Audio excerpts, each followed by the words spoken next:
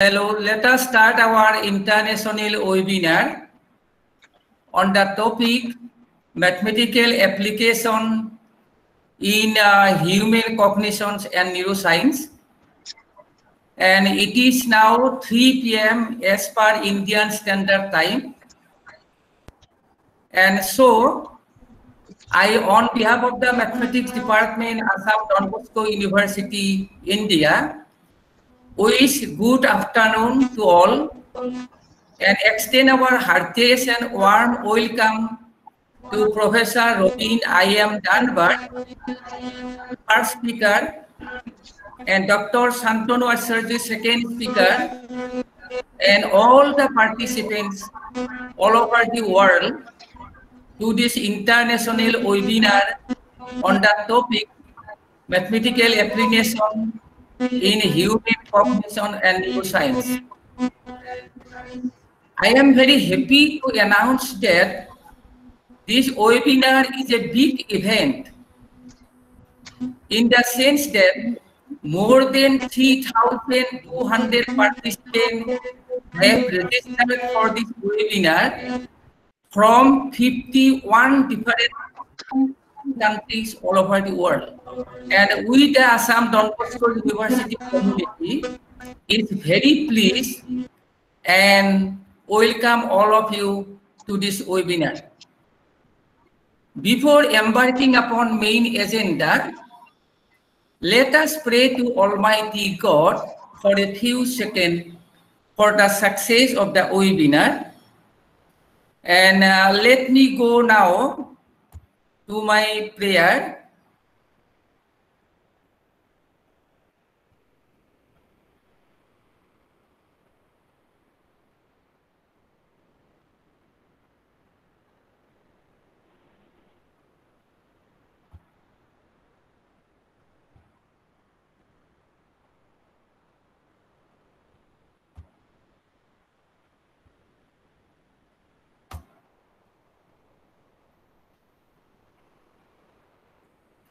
This is Lightening a Candle for Peace, Love, and Progress.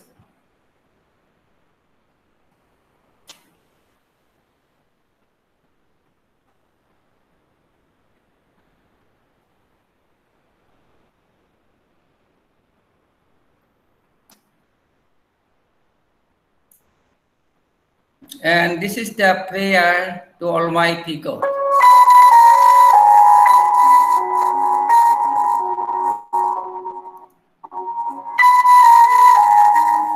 Ourselves in the presence of the Lord.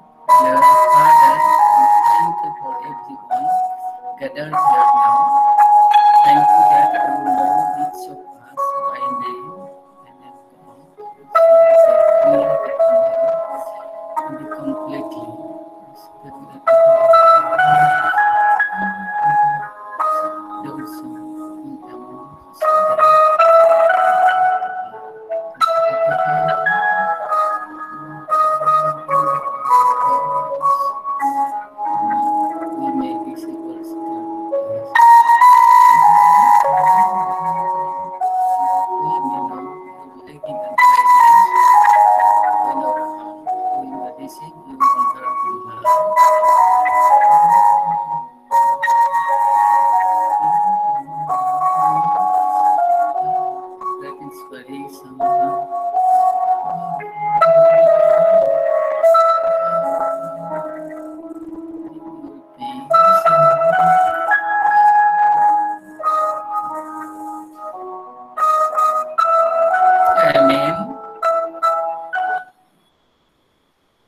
our whole discussions today in this webinar basically on the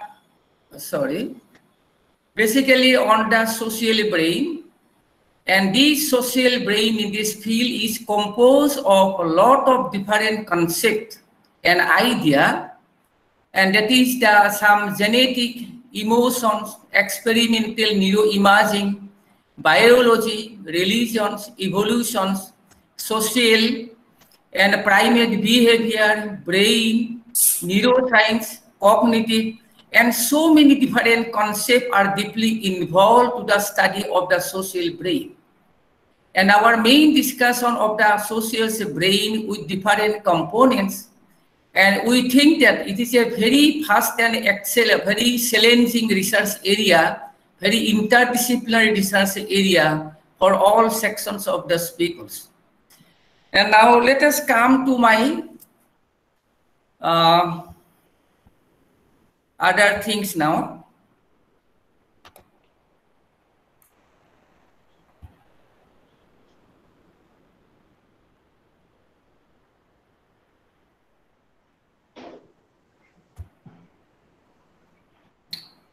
Well, I hope our Honorable Vice Chancellor, Reverend Father Dr. Stephen Marpley, and he will, in his welcome address, will highlight academic scenario of Assam Don Bosco University. And very briefly, Assam Don Bosco University is a top university and is an international sweet home for higher education, for different degrees, research work, community work, etc.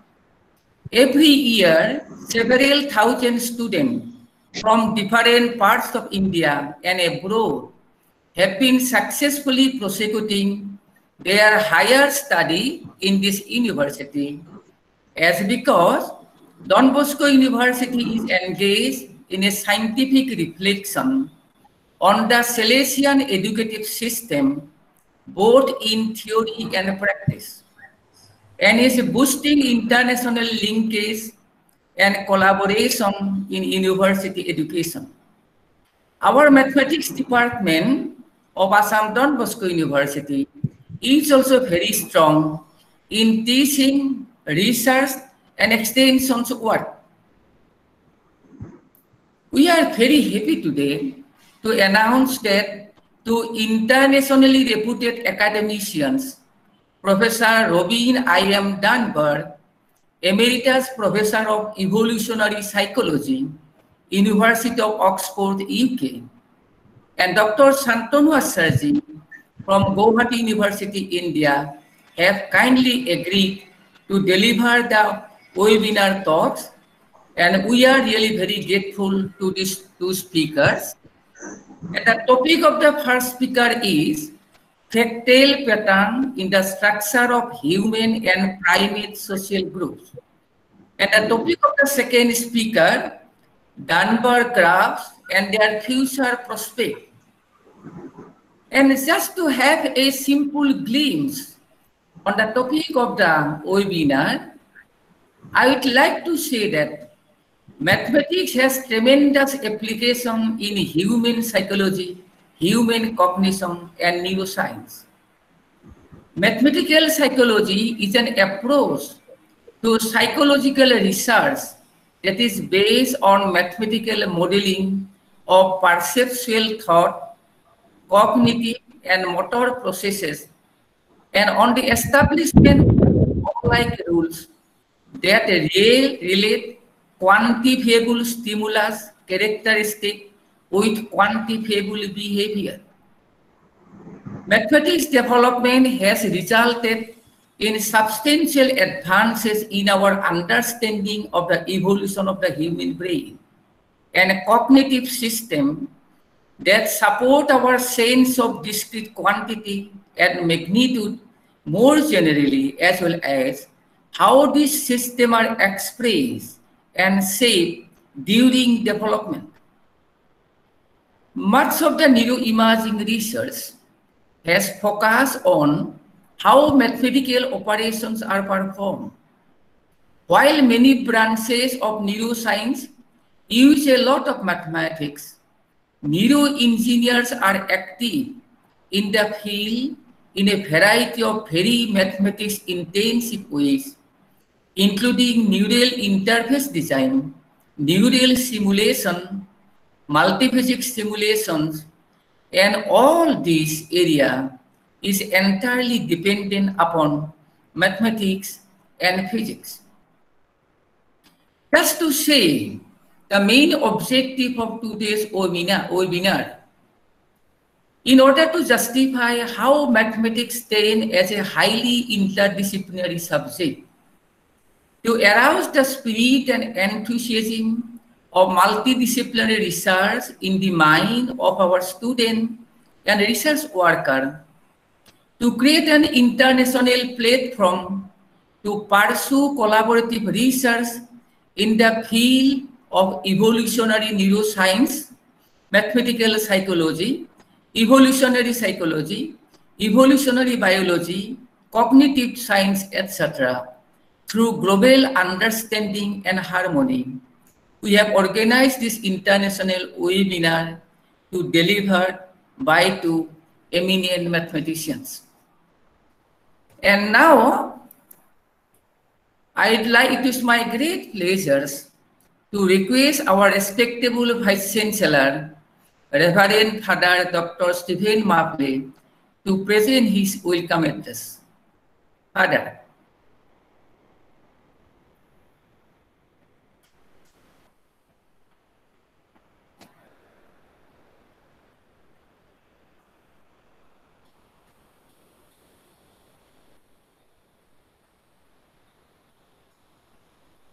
Our Honorable Vice Chancellor, Father Dr. Stephen, is requested to give his welcome address, please. Thank you, Professor Dutta. Yes. That was a wonderful introduction to the webinar. Let me wish good morning, good afternoon, good evening to participants from all around the world. It's my privilege to welcome the very large number of participants, as has been already said, to this international webinar on mathematical applications in human cognition and neuroscience. It's a large number by any reckoning. Though we are not able to see one another, let me assure you that we feel encouraged and honored to see such enthusiasm for this seminar. I wish we could have had it here in this lovely campus of ours in the northeastern corner of India that we call home. Assam, the state of Assam where we are situated, and the 6 other states contiguous to us, which are an anthropologist's paradise.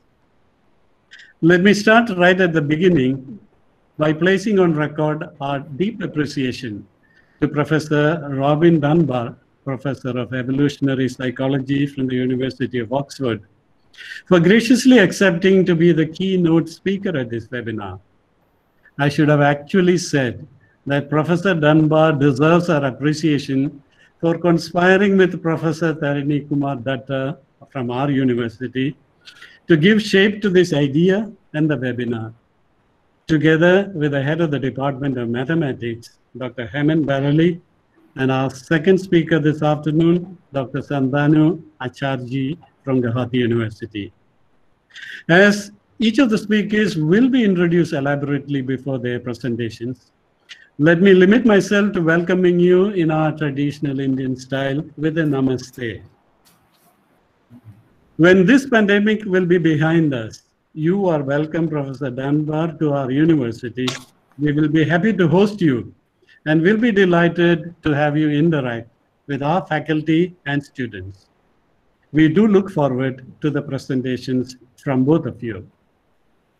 Let me now, in a minute or two, say a few words about our university, Assam Don Bosco University. Established in 2008 as the first state university of Assam in the private sector, our university is the shared dream of a cross-section of individuals, organizations, and agencies, prime among them being the sponsors of the university, Don Bosco Society. Our work as Don Bosco Society spans 132 countries, currently educating 9 million young men and women through an elaborate network of schools, technical and agricultural centers, colleges and universities, and impacting the lives of hundreds of thousands more through centers covering the entire spectrum of social development. If I may put into a few words our aim in establishing this university, it would be roughly these three: to create and promote a milieu where dependable human beings are formed, to provide the right mix of courses and skills to ensure the employability of our graduates, to awaken in our graduates the will and the desire to bring about social change wherever they find themselves. Prior to launching this project, we conceptualized what we wanted this university to be. And let me briefly share with you that vision with which we started this university. We want this university to be a center for culture, knowledge, research, intellectual ferment, for critical thinking and analysis of whatever shapes and impacts human life, that influences thinking, planning, policy making on all the vital aspects of social life, such as culture, religion, society, politics, governance, education, healthcare, and many such areas of concern in a society. This will be a center, it's already a center, also for getting a much sought after degree to ensure security in life for our graduates. Every course being offered being job oriented or employment generating. But even in this, the emphasis for us as Don Bosco University is not mere technical competence, but self-reliance, wisdom, and social responsibility. Slowly but steadily, we are getting there. With about 4,000 students on campus and another 5,000 or so from 111 countries taking our online courses through DBU Global. We are indeed a small university, but we do nurse big dreams, as you have just heard. I'm convinced that when this pandemic is behind us, the new normal, as they have started calling it, will be shaped by changed perceptions about self and the other. There has already started a new and urgent search for meaning by all sections of society in every part of the world. It is in keeping with this seismic shock that we are reeling from, and the realization that life as usual will not be the new normal in the future. We have framed the theme for our academic year that we have just commenced, and it reads, Searching for Meaning in the Bits and Pieces of Life. In that search, our original vision as a university and as Don Bosco Society will be our source of inspiration. As I conclude, let me thank again our speakers, Professor Dunbar and Dr. Acharjee, and the organizers, especially the coordinator, Professor Tarini.kumar.dutta, and the Department of Mathematics, headed by Dr. Hemant Darali. Let me end these words of welcome once again with our namaste and a few views of our main campus here at the university. Thank you. Okay, thank you very much. I have a small presentation. Okay, all right. Okay. From here, no? Good show. Is it? It does not pick up. Huh? You are saying, it did not come, no?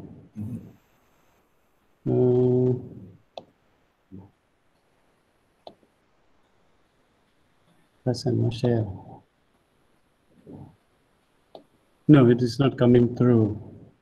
It's okay, Professor Dutta, it is not coming through. Okay, if possible, you are requested to show at the end of the lecture also, right. And you try again. That will be okay. Fine. Anyway, thank you very much, Father, our Honorable Vice Chancellor, for your very enlightening welcome address to the all participants all over the globe. Thank you very much. Thank you. And my next sincere request to Dr. Monmori Borua, our Honorable Director, School of Fundamental and Applied Science, to tell something about the academic achievements of Professor Dunbar. Dr. Borua.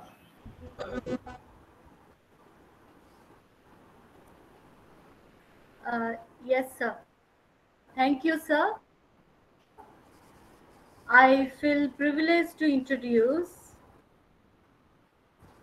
Professor Ian McDonald Dunbar, Emeritus Professor of Evolutionary Psychology, Fellow Magdalen College, Oxford University, Research Associate, Nuffield College, Oxford University, Co-Director, British Academy, Centenary Research Project, Fellow, Royal Anthropological Institute, Fellow, British Academy, Fellow, Association of Psychological Science, Fellow, Galton Institute. He was working with different posts at different academic institutions, universities. He has been closely associated with different national and international academic committees. He has received many outstanding awards, honors, more than 17 in numbers. He has delivered more than 200 invited plenary lectures at different universities all over the globe. He has supervised research students more than 45. He has published 20 authored or edited books, 310 research articles in scientific journals, 7 technical reports, over some 100 pieces of science journalism, and 130 book reviews. Professor Dunbar's latest published paper in the Proceeding of Royal Society, London Mathematics, and BBC has covered this paper in their news on 20th August 2020. Why lockdown may have lasting effect on our friendship. Professor Dunbar has discovered a number, 150, known as the Dunbar number, through his intensive research work by finding a correlation between primate brain size and average social group size of brain. Dunbar's number is a suggestive cognitive limit to the number of people with whom one can maintain stable social relationship in which an individual knows who each person is and how each person relates to every other person. Dunbar's number has tremendous application to the scientific and social networking system. In particular, this number has become interest in anthropology, evolutionary psychology, statistics, mathematics, physics, business management, and so on. Welcome, sir, to this webinar, and thank you so much for accepting our invitation. I'm sure all of us will be enriched from your talk. The platform is yours now, sir. Thank you, Dr. Borua, for your nice introduction to Professor Dunbar. Hello, Professor Dunbar. You are most welcome, and you are requested to present your talk. And the topic of his talk is Fractal Patterns in the Structure of Human and Primate Social Groups. Professor Dunbar. Thank you very much. Thank you very much for the warm welcomes. And one of these days, I indeed hope to be able to visit you in your university there. Thank you. I hope the internet is not going to disappoint us. The miracles of modern technology too often let us down. But I'm sure we have a plan in place if the thing freezes on us. But just to get on with the talk while we still have connection here, I'm going to talk mainly really about some of the more mathematical aspects of the work we've been doing over the years on the size and structure of human social groups in particular. I'm not a mathematician. I rely on many physicists and mathematicians to do all the heavy mathematical work for me, but still, I hope I don't mispresent some of their findings. I'm going to now switch into my presentation, which hopefully will allow you all to see my graphs and so on. But if for any reason the system doesn't show what we want to see, there we go. Professor Dutta, can you just confirm that you can see the screen okay with the slides? Because I can't see the screen. Is that showing okay? Slide is not appearing at this moment. Okay, it does. Most of these systems take quite a while to bring slides up, I think. Just go back and see what I can see.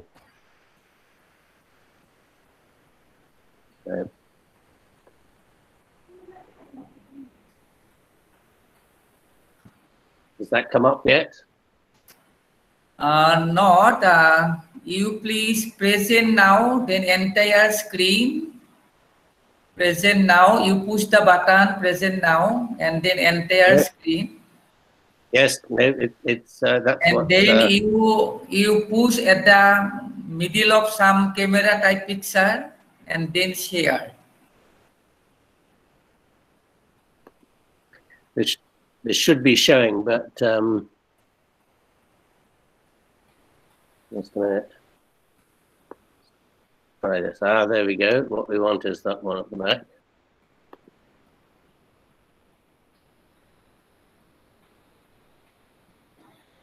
Is that coming through now?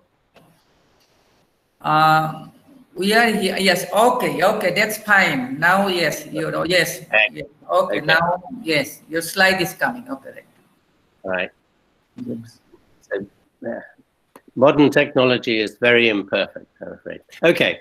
So I'm going to talk mainly about the fractal structures of human and just to put it in its broader context, primate social groups. So I'm not going to talk much about the neuroscience behind this or so much the behavior behind this, but just try and sort of understand from a structural point of view how this works. So the starting point for this story really is this graph, which plots the size of average size of groups in different primate species against a measure of their brain size. The particular measure doesn't matter too much. It's just essentially a measure of how cognitively competent they are. That, if you like, in simple terms, they're intelligent. And this produces this set of 4 grades indicated by the dotted lines there, which reflect increasing levels of social complexity as you go from the left side of the graph to the right side. Now, this is what's known as the social brain hypothesis, the explanation for why primates have unusually big brains compared to all other species. And the argument is that they live in very complex, bonded societies. That's say they have friendships in the way we would think of friendships in humans, and maintaining friendships is very costly, both in time and in brain power. And this is the reason why we see this pattern in primates. We only see this pattern in primates. We don't really see it in any other species, birds and mammals. So the question for us today is, well, where do humans fit in on this line? We want to look at this particular line here, which is the line for apes. These are chimpanzees up here, orangutans and gorillas here, and the gibbons, with which in Assam you'll be very familiar as a group set down here, all the gibbons, many gibbon species. So we want to know where on this line really humans sit. We know what their brain size is, or their neocortex ratio we're using here, from the same database from which all these other primate data come. And so it's just a matter of plugging up the relative neocortex size for humans, seeing where it crosses the ape line, and then reading off across here. And remember, these axes are in log scale. So this is the equivalent really of about 150 individuals. And that's the number that's now known as Dunbar's number. So the question is, do humans really live in such small groups? Because after all, we can live in huge cities, Mumbai, whatever, 10 million or so people these days that live there. Many of the big cities are obviously huge. But what's the real size of our natural human social group? So this is one way we've looked at this. These are data from a mobile phone provider for one very large European country. So it's about 6 million subscribers, about 20% of the entire population. And you can see there's a distribution. There's pretty much well, it's on a log scale, it's a normal distribution. Obviously, it has a long tail to the right in raw data, but essentially the average here, you have this very strong peak in average at about 150 people contact. So all the yellow dots here are the individual, all 6 million data points, the dashed lines of the normal curve fitted to these data. So that's the kind of data we look at to kind of establish that this number has reality. These mobile phone data sit very nicely with an average of about 150 contacts. So putting together a whole set of different estimates from different sources, 11 of these estimates are personal social network size. So the telephone database, for example, email contacts, networks, Facebook data, and 11 of them are estimates of natural community sizes. A lot of these are community sizes in hunter-gatherers, which is the context in which we have spent most of our evolutionary history of a species. So we take that as being the most typical. Again, if you put all these data together, what you get is quite a nice normal distribution, as you might expect, with a mean social group size somewhere around about 130 to 150. So it's in about the ballpark area where the primate graph predicts we should lie. So we take that as the sort of basis, really, of our social world. If we look at that collection of individuals that we include in this social network of ours, personal social network, and I should say this includes both family and friends, extended family and friends. If we look at the patterns of interaction among the members of the group and how we interact with them, the picture is not one that looks like the picture on the left there, where you just have a mass of people all interacting with everybody else, or in this case, since this is a big concert somewhere, probably only paying attention in this case to the band on the stage. Our social networks look much more like, in their structure, much more like the picture here on the bottom right, very clumpy and with sort of subgroupings, highly structured, as it were. So this has led us to try and unpick this a bit more. Here are the same mobile phone data, where we've tried to look at the distribution patterns around that, what looks like a single distribution, if you like, mathematical distribution, sort of normal distribution, try and pull it apart. Our problem in the first instance is to decide whether this is a single population with a simple, uniform, normal type distribution with a single mode, or whether it in fact consists of several different modes. So, jumping ahead of myself here.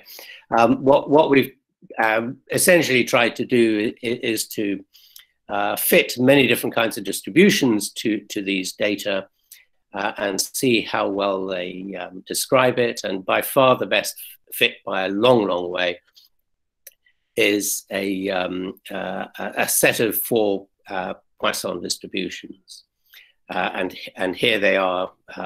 You can see them fairly clearly. The analyses of the clustering patterns suggest that ideally there are either 4 or 5. This is what's shown down here. Clusters are the optimal way to break the data up. So we take this in this particular case with these data as having 4 as the ideal way of splitting them up.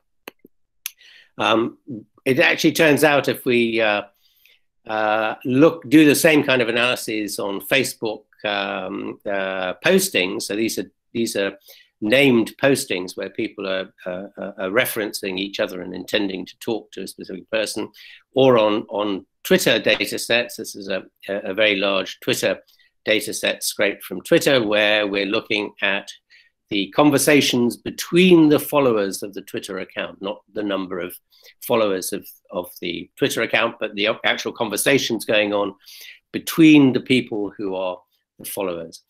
And done the same kind of analysis, and you can see the patterns here divided into their layers.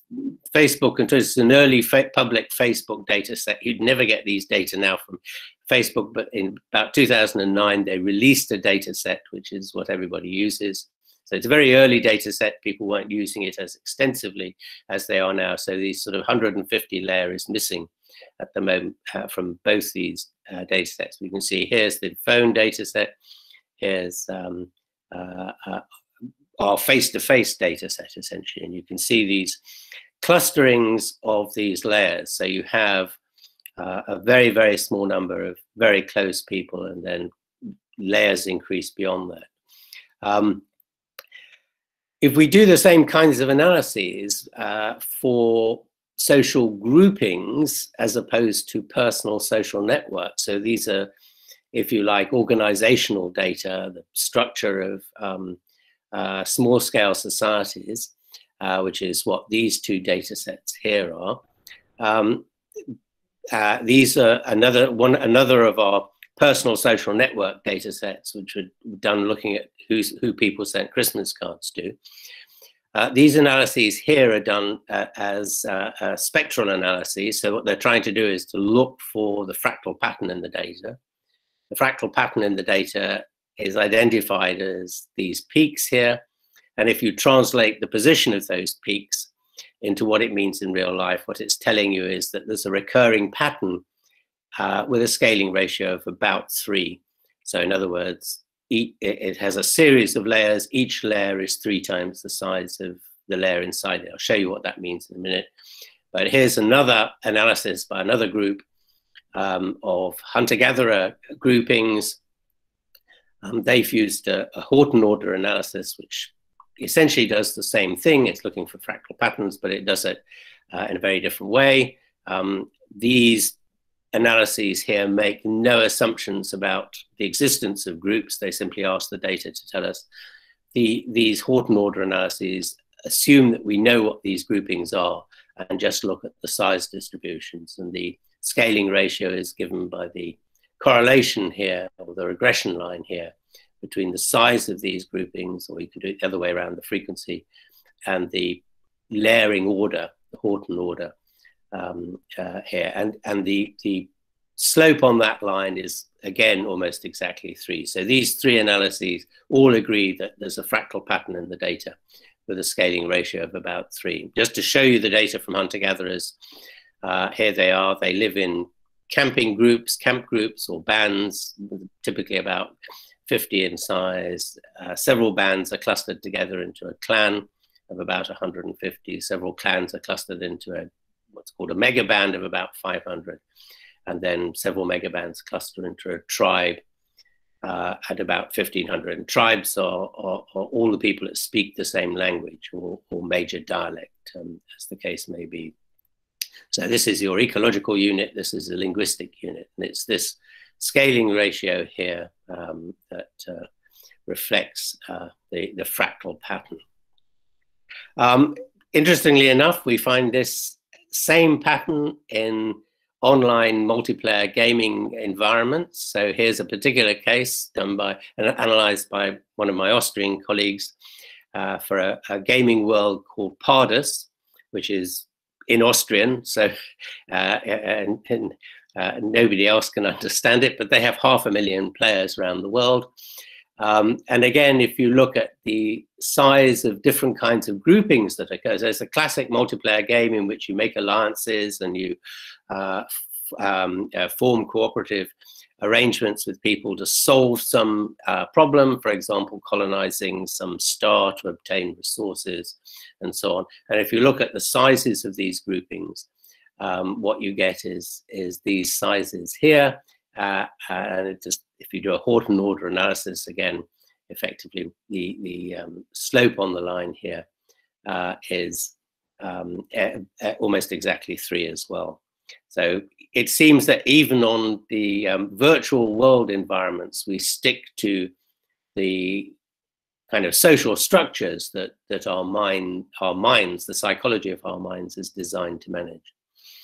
And again, these same structures turn out to be very common in those species of mammals that have complex multi-level social systems. So these are quite rare in mammals and almost unknown in birds.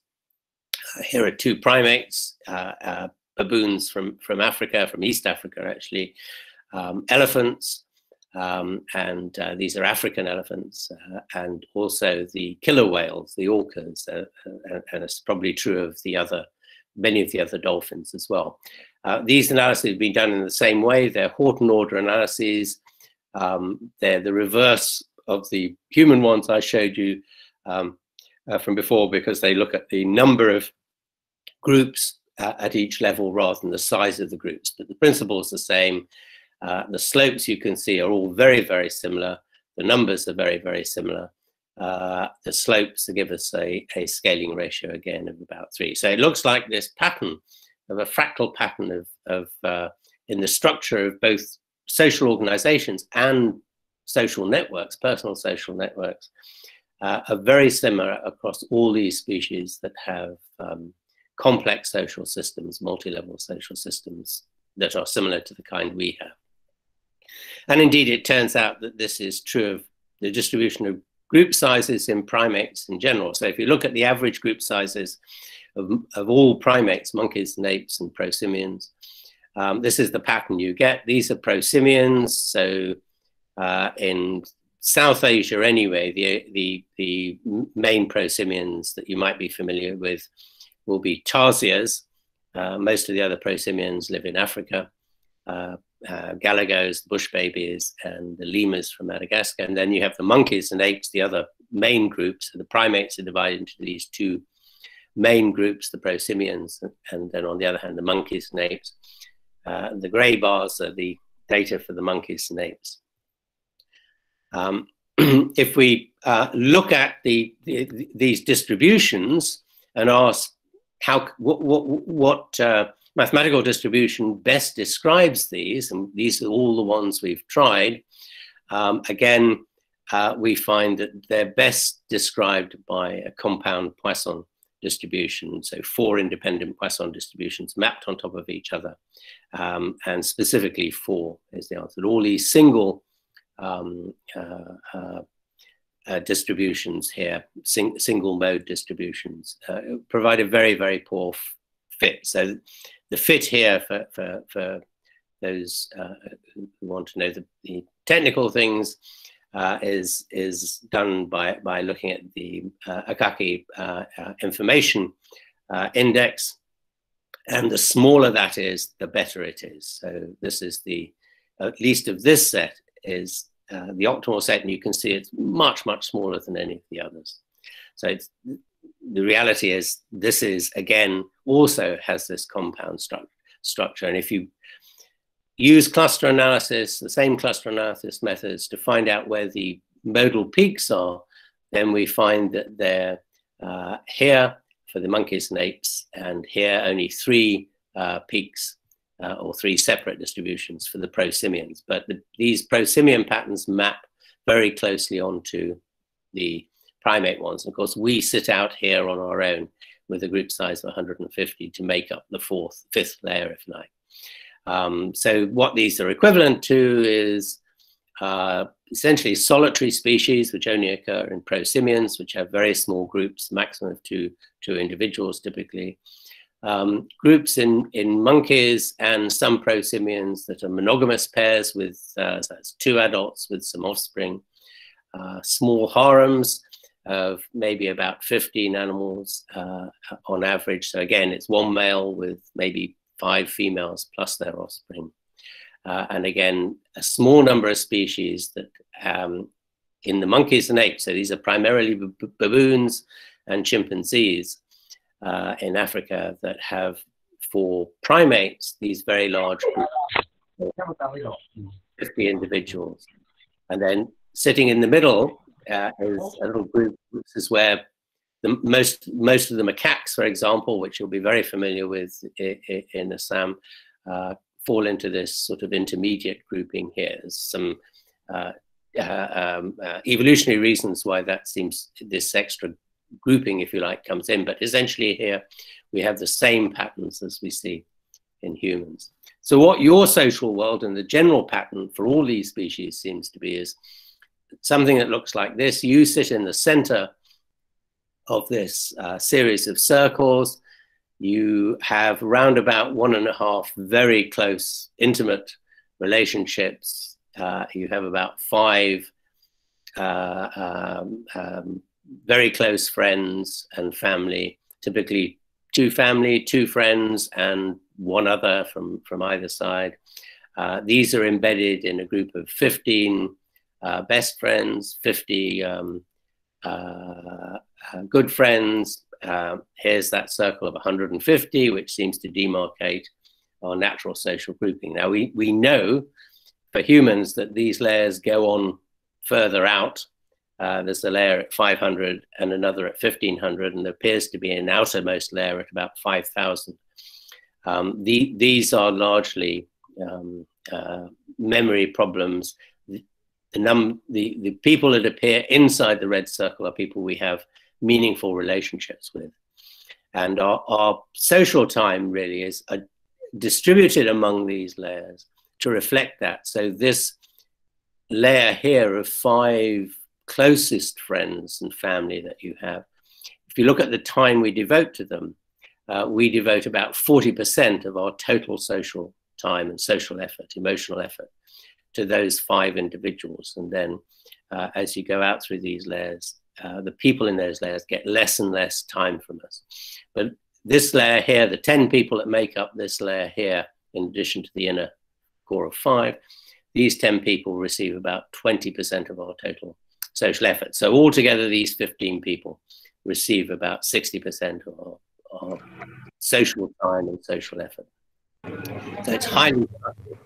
So our problem has been to try and understand really how these layers arrive. We understand how the group sizes come to be because they are largely a consequence of the constraints imposed by the size of our brain.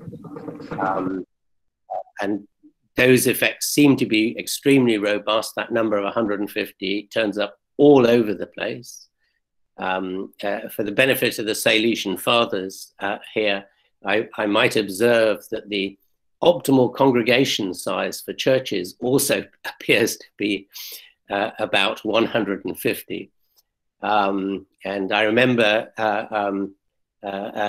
being at a conference at the Jesuit University at the Vatican some years ago, and I presented these data and said, you know, these are the natural sizes for social groups. And sitting behind me when I took my place again was turned out to be the parish priests of one parish in England. They were all Jesuits, and that was why they were at the conference.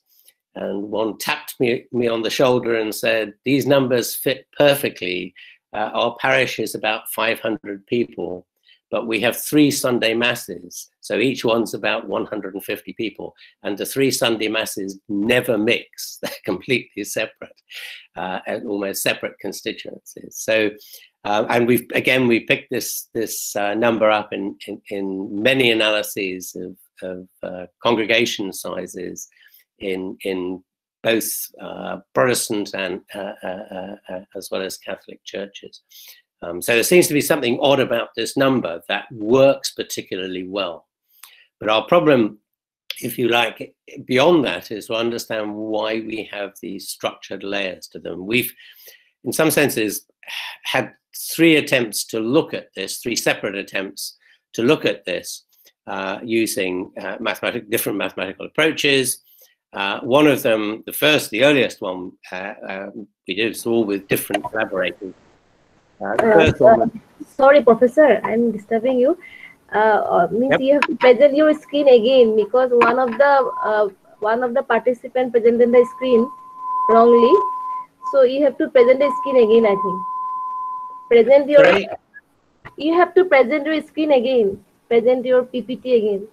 So sorry for the interruption. Sorry for the interruption here, Professor Dunbar. Sorry for the interruption, ma'am. I request all the participants to kindly pin on the presentation of Professor Dunbar, and the problem will be resolved. There is no need to represent the entire thing once again. I request the participants to kindly pin on Professor Dunbar's presentation. Thank you. Do you want me to just carry on? Yes, sir. Yes, sir. Yes, Professor. You will carry on. Okay, so yeah, we can take up any issues later on maybe. So here are the 3 approaches we've tried. One has been an agent-based model, which seeks to optimize the distribution of investment. We took initially 3 types of relationship to kind of keep the problem mathematically tractable, or computationally tractable. These were strong relationships, medium relationships, and weak relationships. So essentially they corresponded to the 5 layer, the 15 layer, and the 150 layer.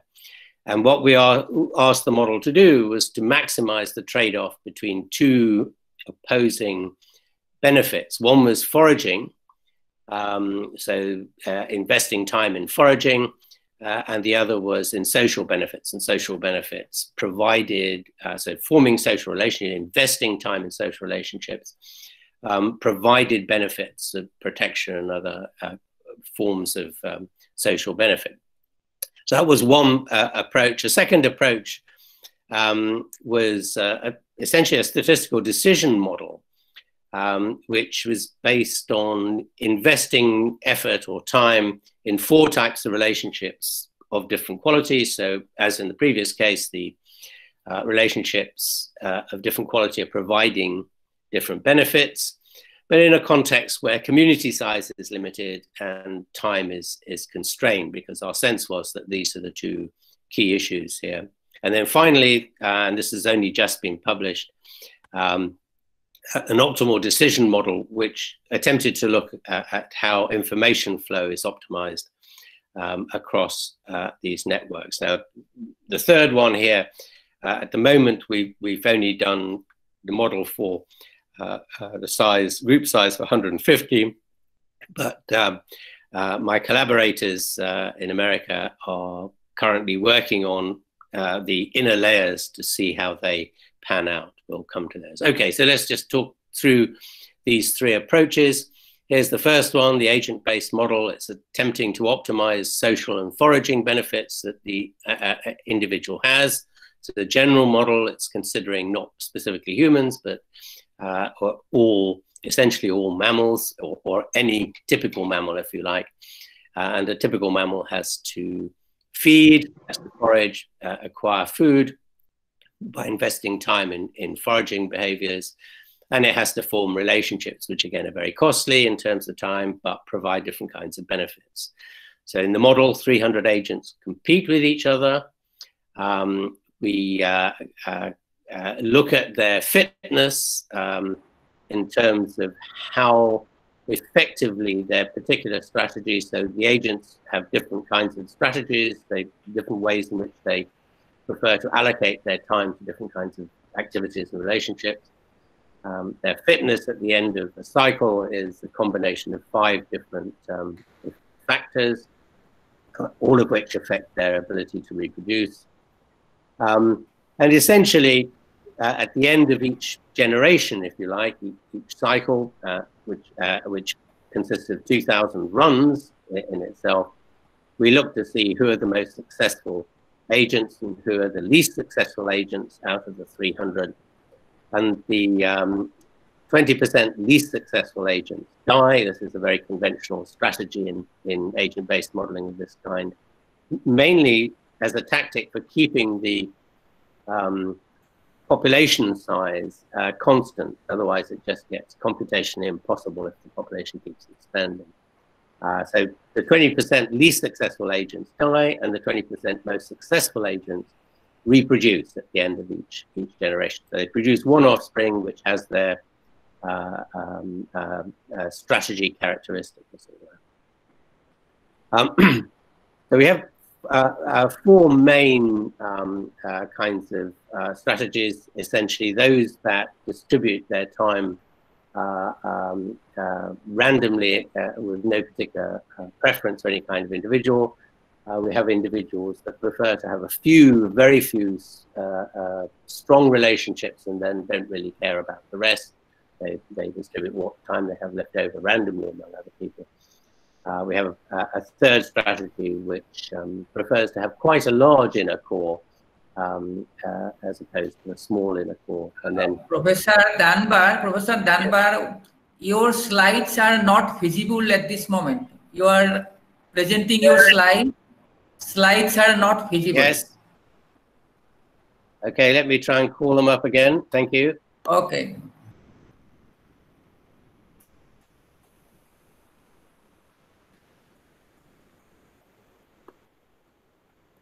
Can you see the screen yet? Okay. Okay, that's fine. Okay, now it is okay, right? Okay. So I just remind you that this is the agent-based model with these 300 agents competing against each other with a random assortment of primarily 4 different strategies. People who invest, or individuals, agents that invest randomly in relationships, agents that prefer just a very small number of strong friendships, if you like, agents that prefer a larger number of strong friendships, and then individuals that try and allocate their investment in relationships in proportion to the payoffs that they can expect to get. And so we ran a very large number of models. Each one ran for 50 generations, each generation 2,000 cycles. And then we looked at the outcomes once the populations had stabilized, the model had stabilized in their distributions. We looked at where they had stabilized the patterns, if you like, and then did a cluster analysis on that distribution. This is the picture you get.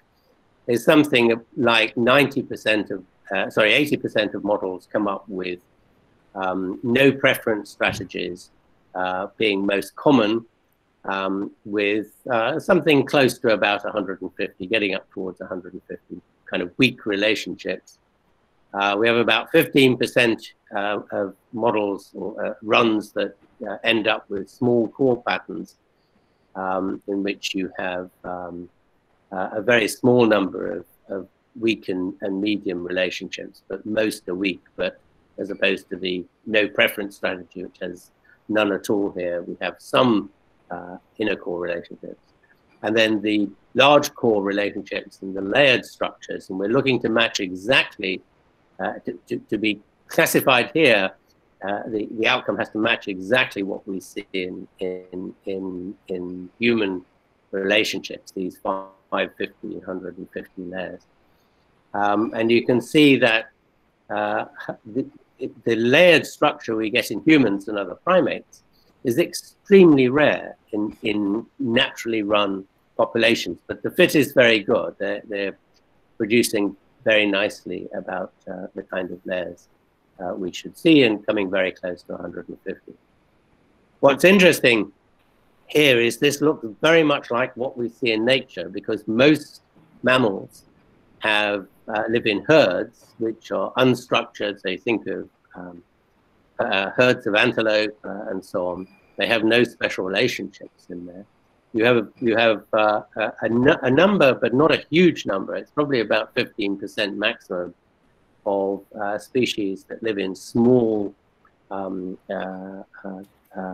groups, primarily monogamous groups, and some living in harems. But these structured layers, like we see in primates and humans, are extremely rare. And in fact, actually, the model says that only about 0.1% of all species will have this kind of social system. And indeed, that's absolutely exactly right. About 0.1% of all mammals, altogether 8,000 species of mammals, have this layered structure. So we feel quite vindicated here that the layers are coming out of decisions made by animals about investing in the trade-off between foraging on the one hand and the benefits of having close friendships. Now, these benefits of having close friendships are primarily about protection from predators, protection from being harassed by other members of the group. They have very large effects on, sorry, I'm just going back to see, I have a horrid feeling I've lost you. Okay, no, we're looking good. I just thought for a minute I'd lost contact with you. One of the key benefits, in addition to protection from predators, internal and external predators, is health. So the number of friends you have has a huge impact on your health and well-being and success in life, not only in humans, but also in monkeys and apes. And there's lots of data showing this. These layered structures, so if we look at the circumstances under which these layered structures occur, they tend to occur when there are high benefits, which is what this graph shows. High benefits from alliances, so most of the values lie up here. So these are where most of the values for groups that match the two different major sets, the layered structure in the dark and the light is the large core structures. They tend to score very high on the effect of benefits from alliance formation, so these kind of health and protection benefits, and very high on measures of well-being. So this is health and both, well, for us it's psychological, mental well-being, as well as physical health.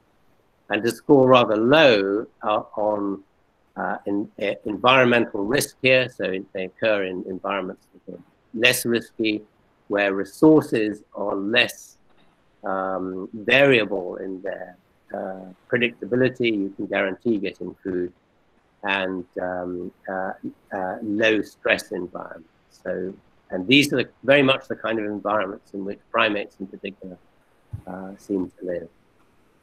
Okay, so the second model really is a standard classic statistical urn model from classical statistics. We treat the layers as though they were urns, and you have balls. In a classic urn model, you put black and white balls in different urns or containers, and this is used to produce a default null hypothesis distribution in classical statistics. So we've used that same concept. The urns in this case are our layers. We have 4 layers, 4 urns, and if you like, the equivalent of the balls that are placed in the urns are simply your time investment that you have to make in relationships. So again, there are payoffs here in terms of relationship quality. So the more valuable relationships produce higher benefits. We don't specify what the benefits are. We simply say that they're higher. The less costly relationships produce fewer benefits. And here's the model here. It's simply basically a binomial probability distribution is what it's based on. Here's the standard formula. It's a Bayesian binomial probability distribution. And the important variable, it turns out, is this Lagrange multiplier here that seems to drive the whole system. And here's how it drives it. It turns out, rather to our surprise, because we had no anticipation that this would happen at all, the model actually reverses itself. So if you look at the proportion of all relationships, all links in the network sense that individuals have in the different circles, so we've essentially got 5 circles here, the innermost circle, 5 circle, 15 circle, 50 circle, and 150 circle. You would expect to have very small numbers in circle 1, a few more in circle 2, a few more again in circle 3, but lots and lots in circle 5, the 150 circle. So here's the pattern of the fractal pattern that we normally expect to see. But what we found was that the model also predicted an alternate outcome, as it were, in which the reverse was true, in which people had many more proportionately, remember this is just a fraction or proportion, they had proportionately more inner circle relationships and very few outer layer relationships. So the red line is just the point of equality between those two. And we were very puzzled by this until we realized that this depended critically on the magnitude of the Lagrange multiplier here. So if the Lagrange multiplier was greater than 0, we got the classic pattern. If the Lagrange multiplier was less than 0, we got this inverse pattern. And initially, we really didn't quite understand why we were getting this until it became apparent to us that actually this depends, the size of the Lagrange multiplier in this context really depends on the size of the community. And this made us think that perhaps this was a constraint on the number of relationships you can have, or if there's a constraint on the number of relationships you can have because of your social circumstances, then this would tip you into one or other of these two alternate optimal states. So this is a phase change, classic phase transition issue. So we went back to look at the standard pattern of social networks that we see in normal populations. These happen to be data from a Spanish sample. Here are the Lagrange multipliers along the x-axis here for individuals. So each data point in effect is one individual. The y-axis is the frequency, the number of individuals. Here's the mean scaling ratio of 3. So if you look at the data, it looks like a nice normal distribution, pitched very nicely around a scaling ratio of 3. So that's the dotted black line here. And of course, in the past, we've looked at these data and said, oh yes, this is very nice. This is just a normal distribution. These are just random statistical effects, the outliers that you always get in the normal distribution. And we kind of didn't really look at the error variance around here, thought it was unimportant. Now, if you look at these data again, and you look at the position of the Lagrange multiplier at 0 here, then what you find is, yes, most people are in the normal, if you like, fractal pattern, the pattern we've always found. A few close friends and many weak friendships, but sure enough, there are a few people, a very small number of people, so we really didn't pay any attention to them, sitting out here in the region where the Lagrange multiplier is less than 0. So this made us think about the circumstances under which we might find these patterns. One is psychology. So these might represent extreme versions of introverts, and these people up here would be kind of more extroverts, as it were. So this might explain why you would get these kind of patterns. But it also occurred to us that there would be some people whose physical circumstances or social circumstances made it difficult for them to meet many people. And one a classic case of that, what I should just show was, yes, here's this group in here, where the Lagrange multiplier is greater than 0, showing this nice classic pattern. And these people, when you plot the distribution of their social groups, their social networks, you get this inverted pattern. So it occurred to us that the place to look was in immigrant communities. So we collated data on social networks in a number of immigrant communities. I think these are Sikh immigrants community from, they've actually been there for, they're not recent immigrants, but they're still a small isolated community in Spain. And what we find here is exactly what we then expect to see, that although there are a few people who have a Lagrange multiplier greater than 0, the bulk of them, because most of their social interactions are going on within a fairly small dispersed community, are in the below 0, the sub-0 region, and have these inverted social networks. So it turns out that not only is the distribution, how you choose to distribute your time to gain benefits from having friendships with people, but also what your social options are becomes very important.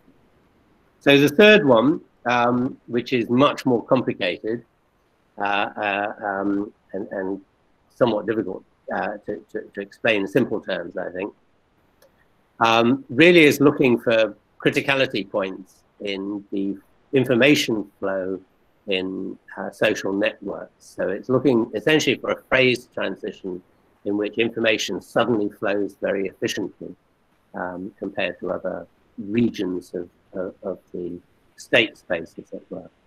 So this is a purely theoretical mathematical analysis. It's slightly complicated by the fact that it's considering two interacting networks. One is the actual external network that you're sitting within, so your network of friends. The other is your representation, the agent's representation of that network inside its brain. And it's the match between these two.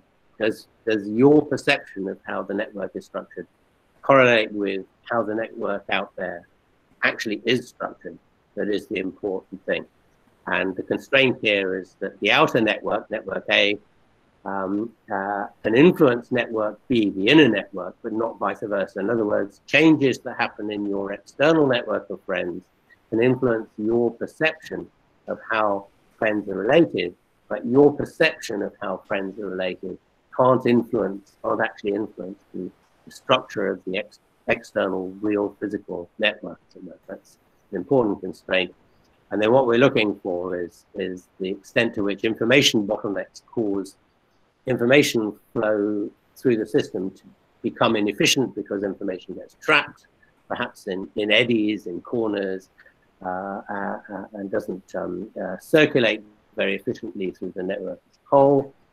And also the effect of temporal delays in the speed with which information gets mapped from the external network to the internal network.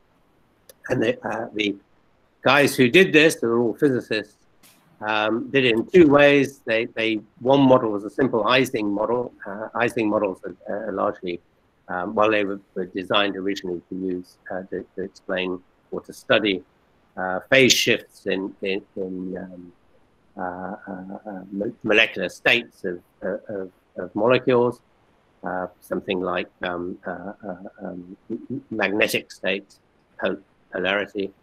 And so they used a two-state model that either you believe something or you don't believe something, and how fast was that spread through the model. And the other was one of these new kind of swarm intelligence models where information spreads through a network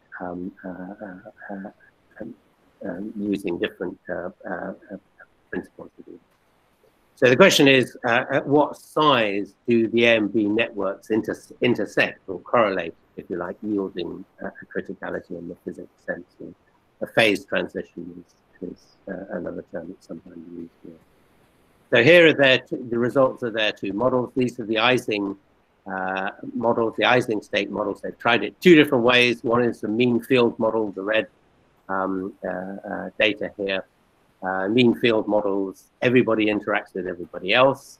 So it's a free-for-all, if you like. The interactions completely random according to who you meet. And then in the second model is an attempt to control for model structure, really, in a very simple way. The way it's often done, we've done it in the past, is to set the network on a lattice, a 2D lattice in some form. Often wrapped around a torus so that it's continuous and doesn't have edges. And if whichever way you do this, you get a criticality point here, a very striking criticality point, which everything suddenly comes together and coordinates very quickly at somewhere around about a population size of 130 individuals. And if you use the swarm models, then again, you see this very striking criticality up here. It rises slowly to it, but it drops away very fast beyond it. And this is exactly at 150. So what's happening here is there's something about the structure of models, networks rather, at these particular values, which allows information to flow very fast, or relatively speaking, very fast through the system. That doesn't happen when you're even small degrees either side of it. Even down at 120 or up at 170, it's less efficient for something that doesn't quite work. And they've been exploring these, having established that 150 is one attractor, one sweet spot, if you like. They've been looking at the smaller scales, and what seems to happen is you get smaller and smaller. If you look this side, essentially, you would see other peaks in here, which at a lower peak, so they're not as strong attractors, but they're at almost exactly the same places as where we see the layered structures, so 15 and 50. And their argument for this being optimal comes off this graph, which is essentially looking at the time delay in how quickly the internal and the external networks converge on the same structures, how quickly they correlate, if you like, in time.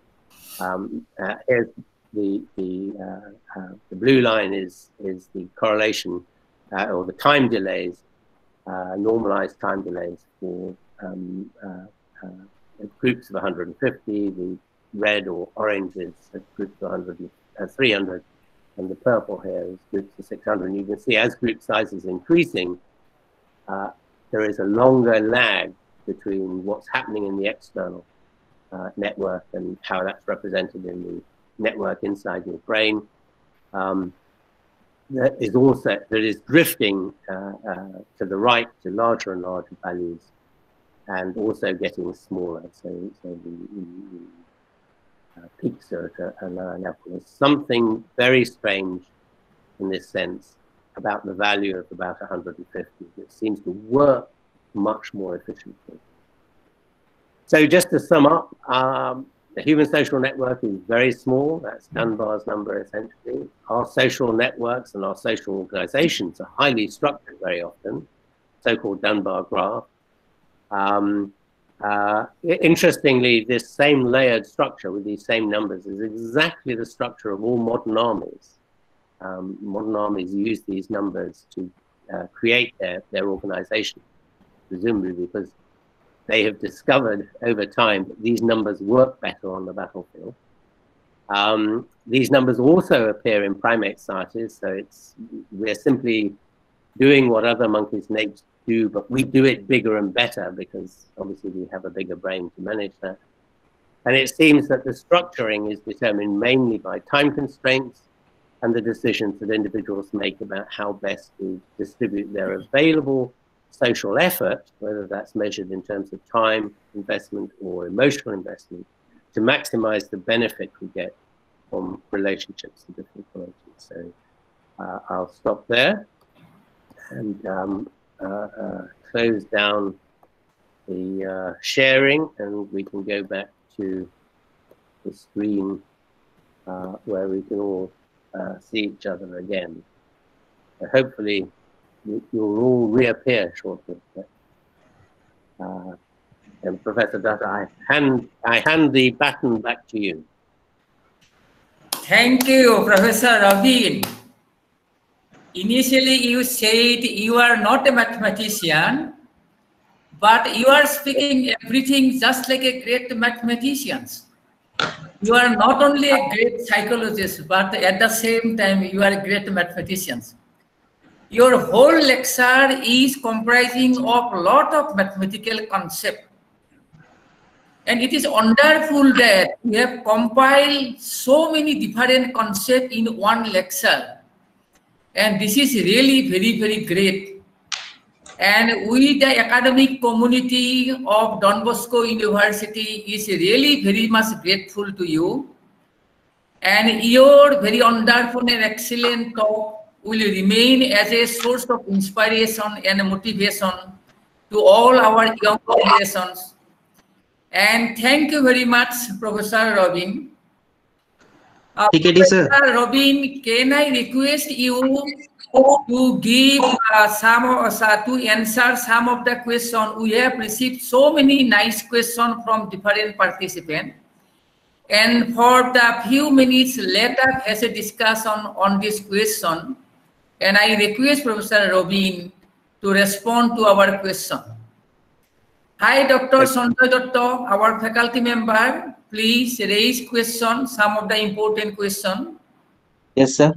So the first question is, can we design cognitive computers that learn continuously from the social experience?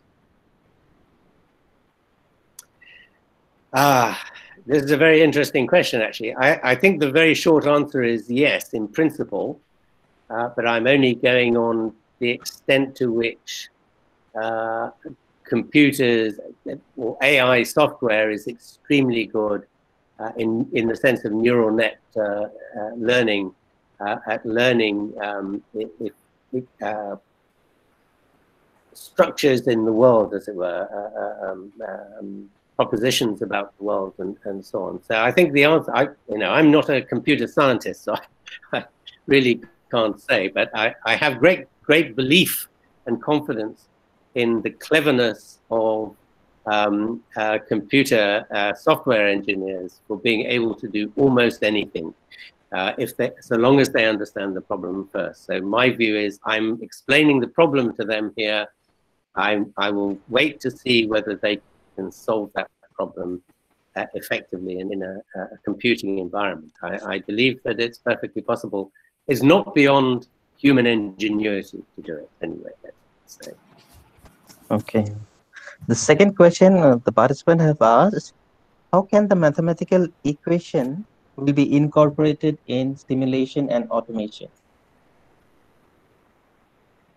Can we do that? Again, well, yeah, I'm not a computer scientist, so it's hard for me to say. What I will say is there have been, these ideas have been used now in two separate examples of software for detecting bots in the one case and detecting trustworthy individuals on mobile phone data sets. So the big problem of pervasive adaptation that the mobile phone industry is interested in is, can they get remove all the static masks, which nobody likes? Can they use the phones themselves as the way stations for jumping your message, your phone call from you to whoever you're trying to call in the other side of India, that they can use everybody else's phones in between as the kind of way stations. And in both of these, they've used these ideas to design trust software that allows them, the phones, if you like, to detect whether, or the computer to detect whether the person there, or the phone, the software is trustworthy or not, and particularly in one case for identifying bots. And it turned out that using these patterns of interaction that we get in social networks, that we observe in real social networks, is actually much more efficient as a bot detection mechanism than any of the conventional bot detection mechanisms currently in use. So that's my best guess for you. Okay. Just one more question. Can skin conductance responses be used to indicate when we see something that grabs our attention?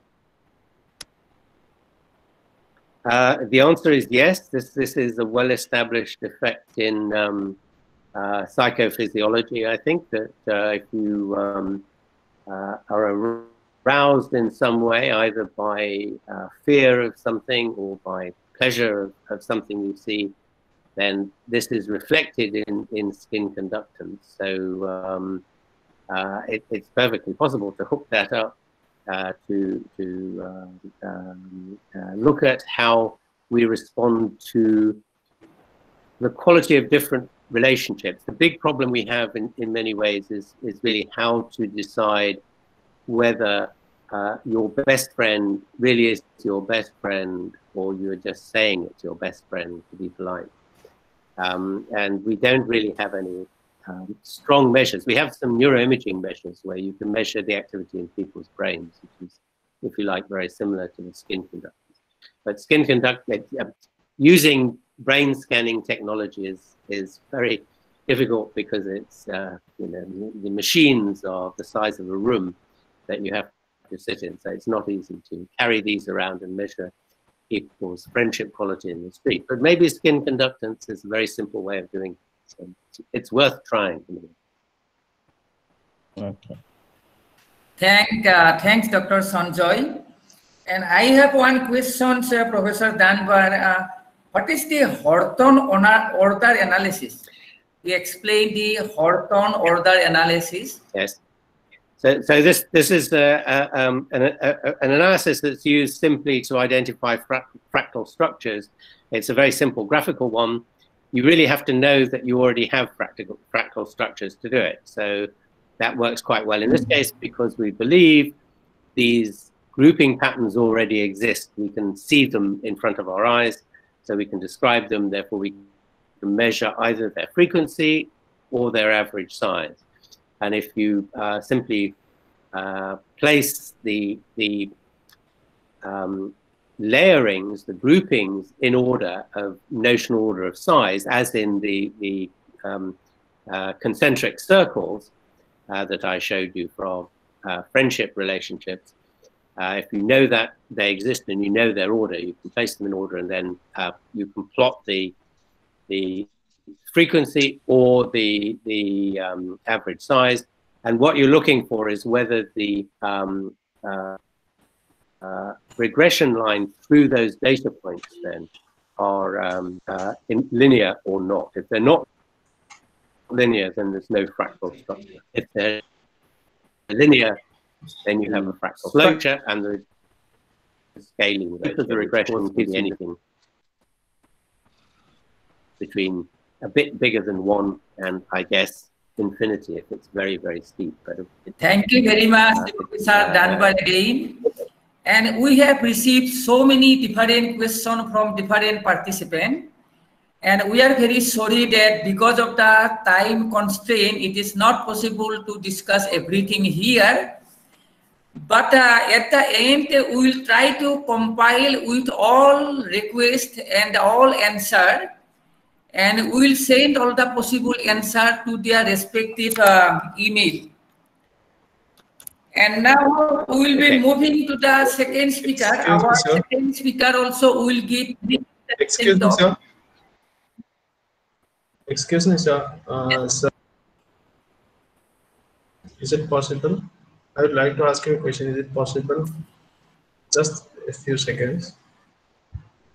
Okay, you please raise your question. Yeah. What is your question, Sir, please? actually, it's from one of your literature, that is co-evolution of neurocortical size. So my question is, how the scenario of chaos means how the chaos theory is going to explain the human social relationship that has changed over the time from years after years, or we can say after decades, how the chaos theories or that chaos can explain that. Sir, kindly, it will be great help for me. Thank you so much. Yep. The answer is we actually used entropy as in part of the second mathematical analysis, the Bayesian probability Earn model that was based around the concept of entropy.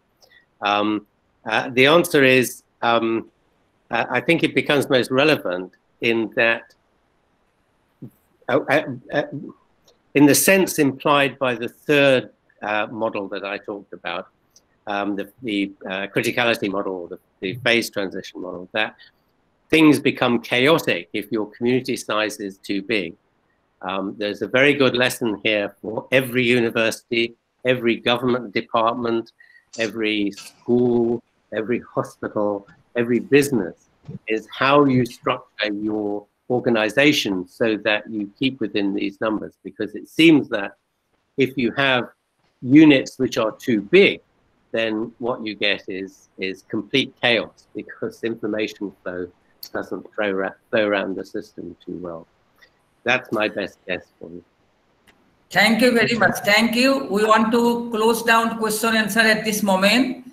And before going to the second speaker, could I request our Honorable Vice Chancellor, Father Dr. Stephen, to present your slide if possible, because he failed to present his slide at his welcome address. I am now requesting our Honorable Vice Chancellor to present his slide if possible. I will try. Okay, sir.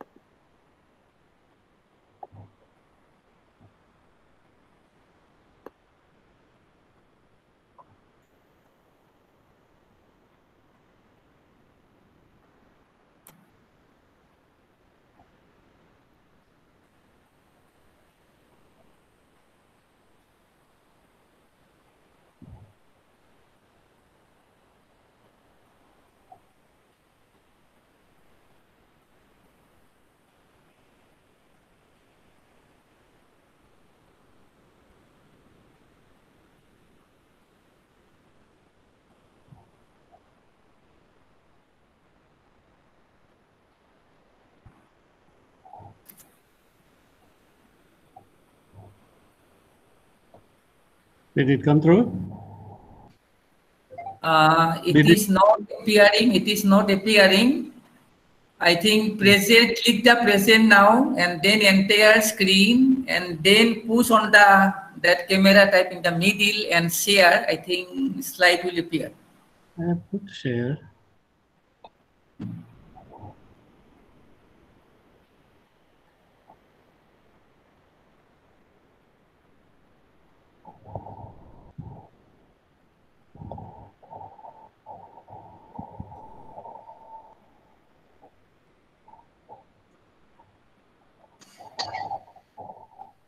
Is it coming through now? Sorry, Father, it is not appearing. Okay. You go ahead with the next speaker. I think you click present now, and then the entire screen. Okay. And then one camera type picture will come, and you push in the button in the middle, and then share. I think slide should come. What is the technical problem? I think I don't know. Okay.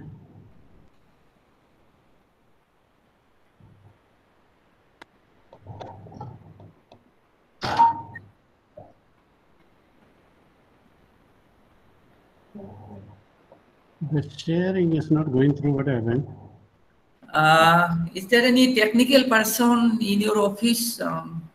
I press here, no? Present now. And I see. Okay.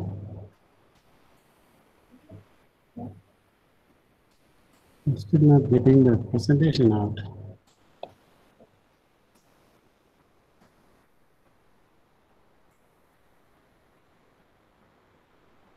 This is how I did last time it went through.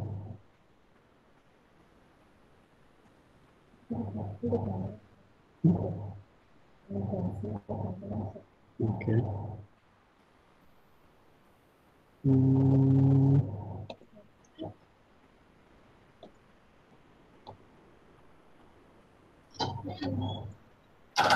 Okay. Yeah. I know the thing well. Okay. Yeah. Right. Present now, no? Present now.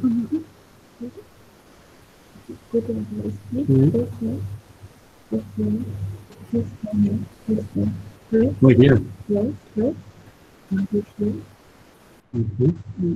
Then start the screen.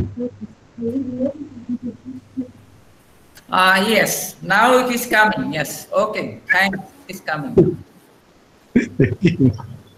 Okay, thank you very much. Thank you.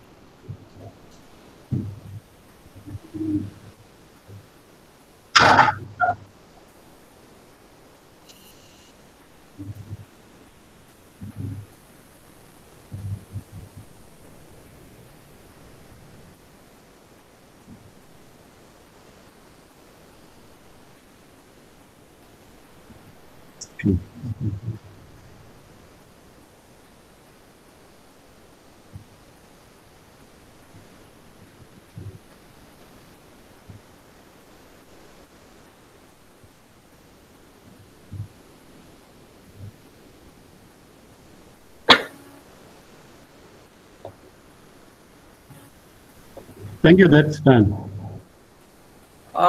Thank you very much, respected father.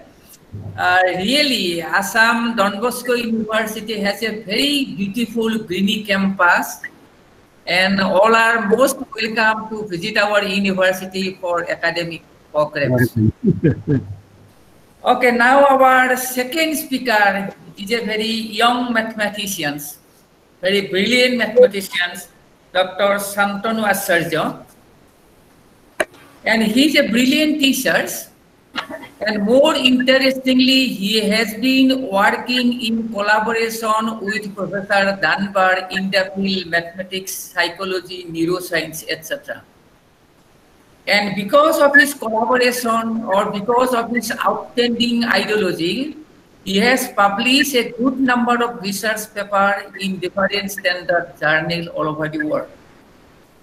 And because of the many academic activities, he has visited USA, Canada, South Korea, China, UAE, Turkey, and many different countries. And he is a regular reviewer of many standard journals, many mathematical review of many international academic society. And we are very pleased that Dr. Santanu has agreed to give the webinar talk today. And title of his talk is Dunbar Graphs and Their Future Prospect. May I now request Dr. Santanu to present his talk. Thank you, sir. It's am I audible to all of you? Yes, it is audible. Yeah, thank you, sir. It's my great pleasure to be here with all of you, and I'm also thankful to Assam Don Bosco University for inviting me to deliver my talk, Dunbar's Graphs and its Future Perspective, in front of all of you. So I'm thankful to everyone, and I'm thankful to all the faculty members Vice Chancellor sir, and everyone, every member of the Assam Don Bosco University. Before going to Dunbar's numbers, so I think that I want to just allow me to present my screen and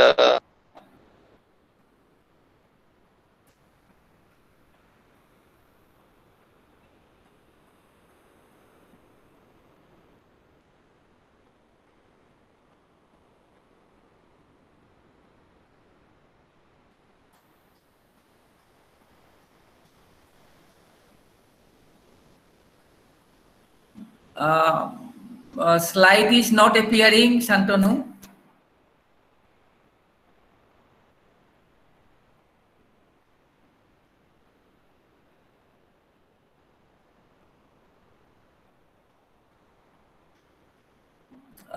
Your slide is not visible.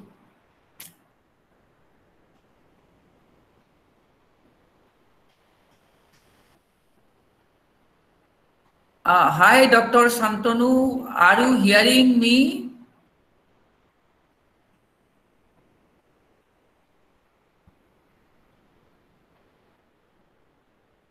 And we are not seeing your presentation. Your slide is not visible. Oh, okay. Okay, now it is coming.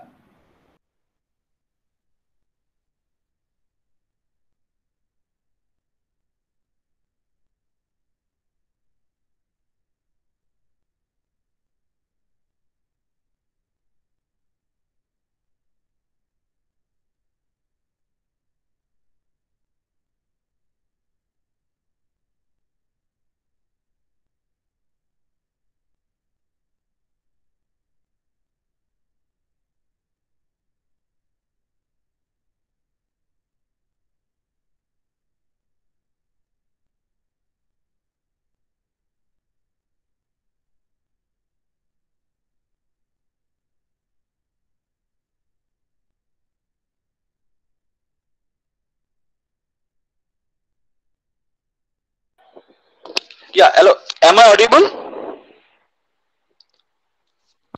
Am I audible, sir? Yes, Dr. Santanu, please go on. Yes, sir.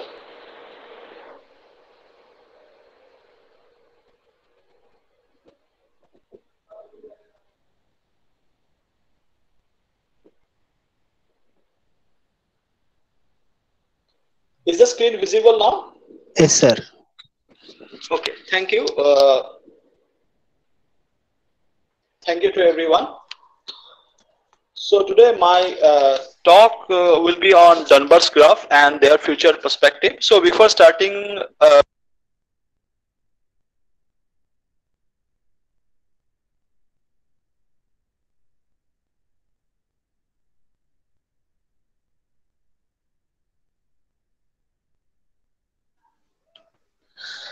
Sir, it is not audible. Maybe network issue.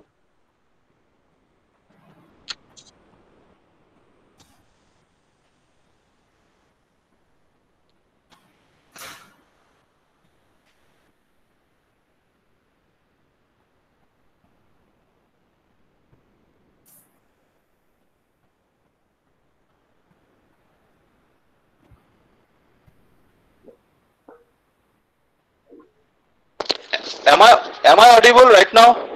Yes. So when I'm just sharing the screen, so probably due to the network, it's not working. Is it now visible to all of you? Yes, yes. Yes. So before going to start my talk, so I'm requesting all of you to please inform me if there will be any network issue from my side, so that I'll be informed. So the Dunbar's graph and their future perspective. So after listening the talk of Professor Dunbar, so I think all of we are familiar about what is Dunbar's number and Dunbar's graph little bit, but I am now going to discuss about the mathematics behind Dunbar's graph that we recently published in a paper, joint paper, and it was published in the journal Symmetry. So contents of my talk is will be on Dunbar's number, so Dunbar's graph, future perspectives of Dunbar graphs. So before going to the mathematics of the Dunbar's graph, so we should know what is the importance of Dunbar's graphs and why I connect Dunbar's number with the graphs. So social networks have become a topic of major interest in recent years. So in the social networking, there are the two perspectives. One is the global networking and another one is the local networking. If we think about the local networking, so it means simply that a person has his own friend circle or his social acquaintances. So that network is, according to the topic of the social network, it's local network. Okay, so basically I am interested in studying the local network from the perspective of Dunbar's number and 6 degrees of separation. So many studies have focused on the size and structure of egocentric networks that already Professor Dunbar discussed. The world is seen from the individual's perspective rather than taking top-down overview of the global network as a whole. So this result has a very two important findings. The first finding is that size of an individual's network is typically about 150 people in the size, and 150 means that we can maintain the stable relationship with maximum 150 people. Although we may have 500 and 1500 people, but we can maintain only 150 friendships with a very known way. And the second one is that these networks have a very distinct layer structure, so those layers have a special fractal relationship. This is strongly suggestive of the possibility that they grow naturally as a result of the accretion of nodes over time.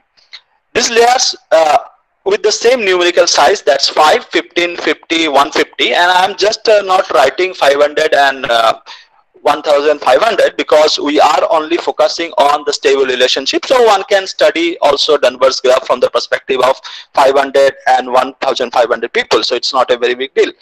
So now the question is that Dunbar's number is not only available or in offline network, but it is also available in our daily life, that is in online way. Even the Facebook, Twitter, Instagram, all these things follows Dunbar's number, and they are experimentally proven that Dunbar's number is there. That is, we can maintain only maximum 150 stable relationships, no matter we can say that, okay, in my Facebook, I have 5,000 or 6,000 followers or 5,000 or 6,000 friends. But in reality, our neurocortex size and the brain allows us to maintain a stable relationship with maximum 150 persons.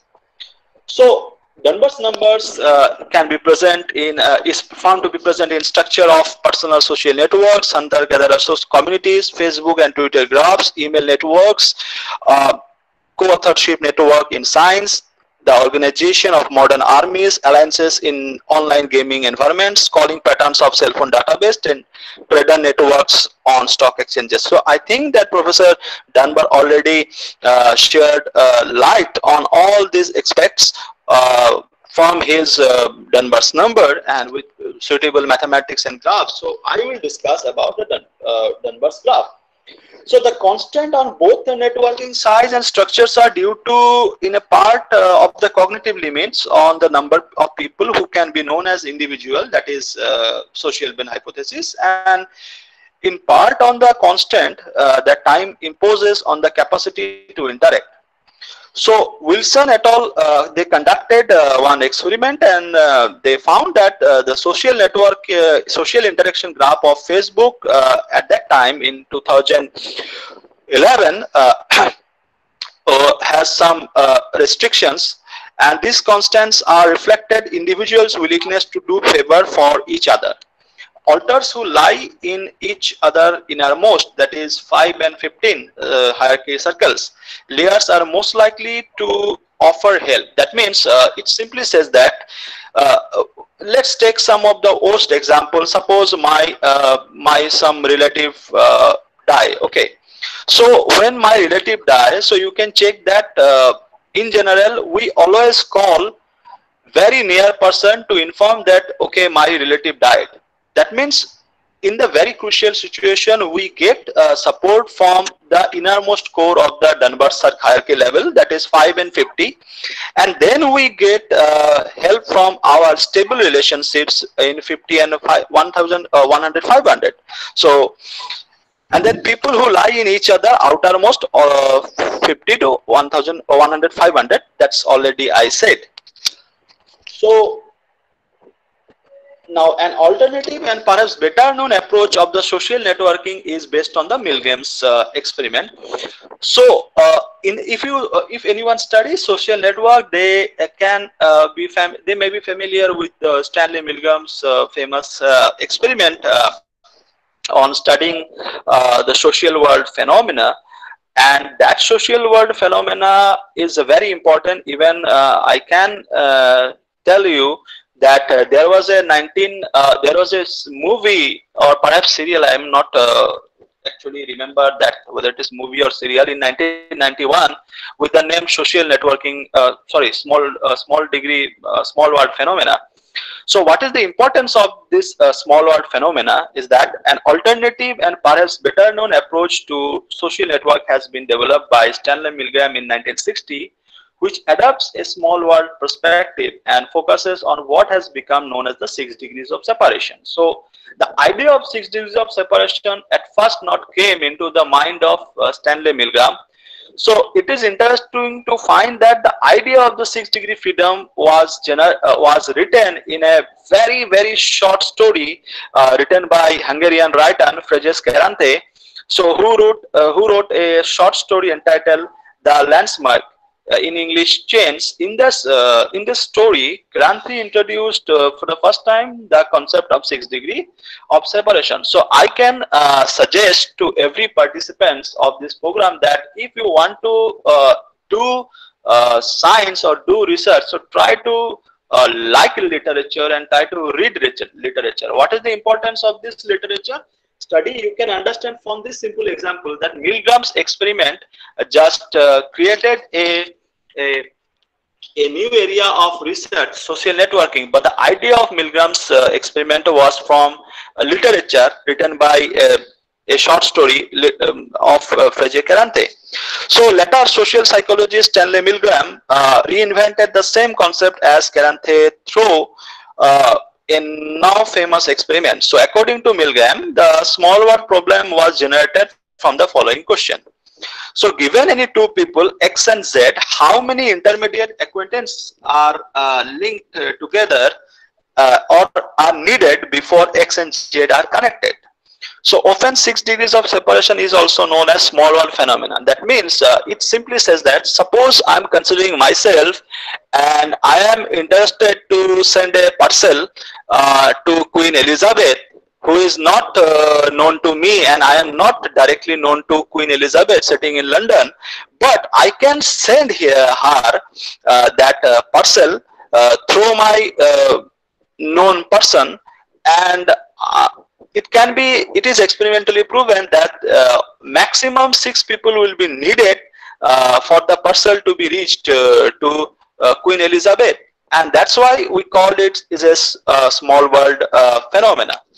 So Milgram found that on average 5 intermediates suffice to link any two randomly chosen individual, no matter where they lived in the United States.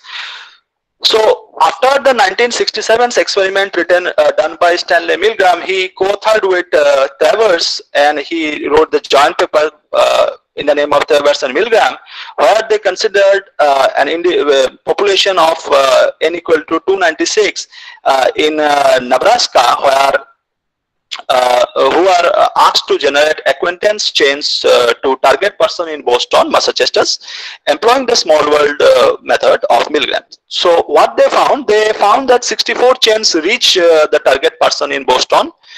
In this experiment, the main number of intermediates between starters and targets was found to be 5.2. Thus, the phenomenon is known as 6 degrees of separation. Now, in the 2003, that is after the evolution of social networking sites, or internet. So a global social search was conducted with more than 60,000 email users. In this experiment, they considered 18 target persons in 13 countries, and they found that social searches reached the target in 5 to 7 steps. So it was reported that the average degrees of separation between two individuals in the networks of mentee-mentor relationship in pediatric psychology was 5.30. So all these are based on the experimental evidences with some mathematics, where you can find very less mathematics, but I can tell you that mathematics is highly used in social network with the Dunbar's number. So next one is that after the evolution of online social networking sites, it was reported that average number of intermediates across 721 million people using the Facebook site in 2011 was 3.74.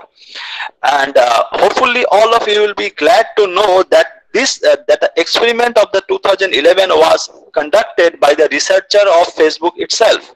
So we can understand that Facebook is also interested to generate revenue from their business, and they are also interested to do research on how social networks are formed with Dunbar's number and Milgram's experiment.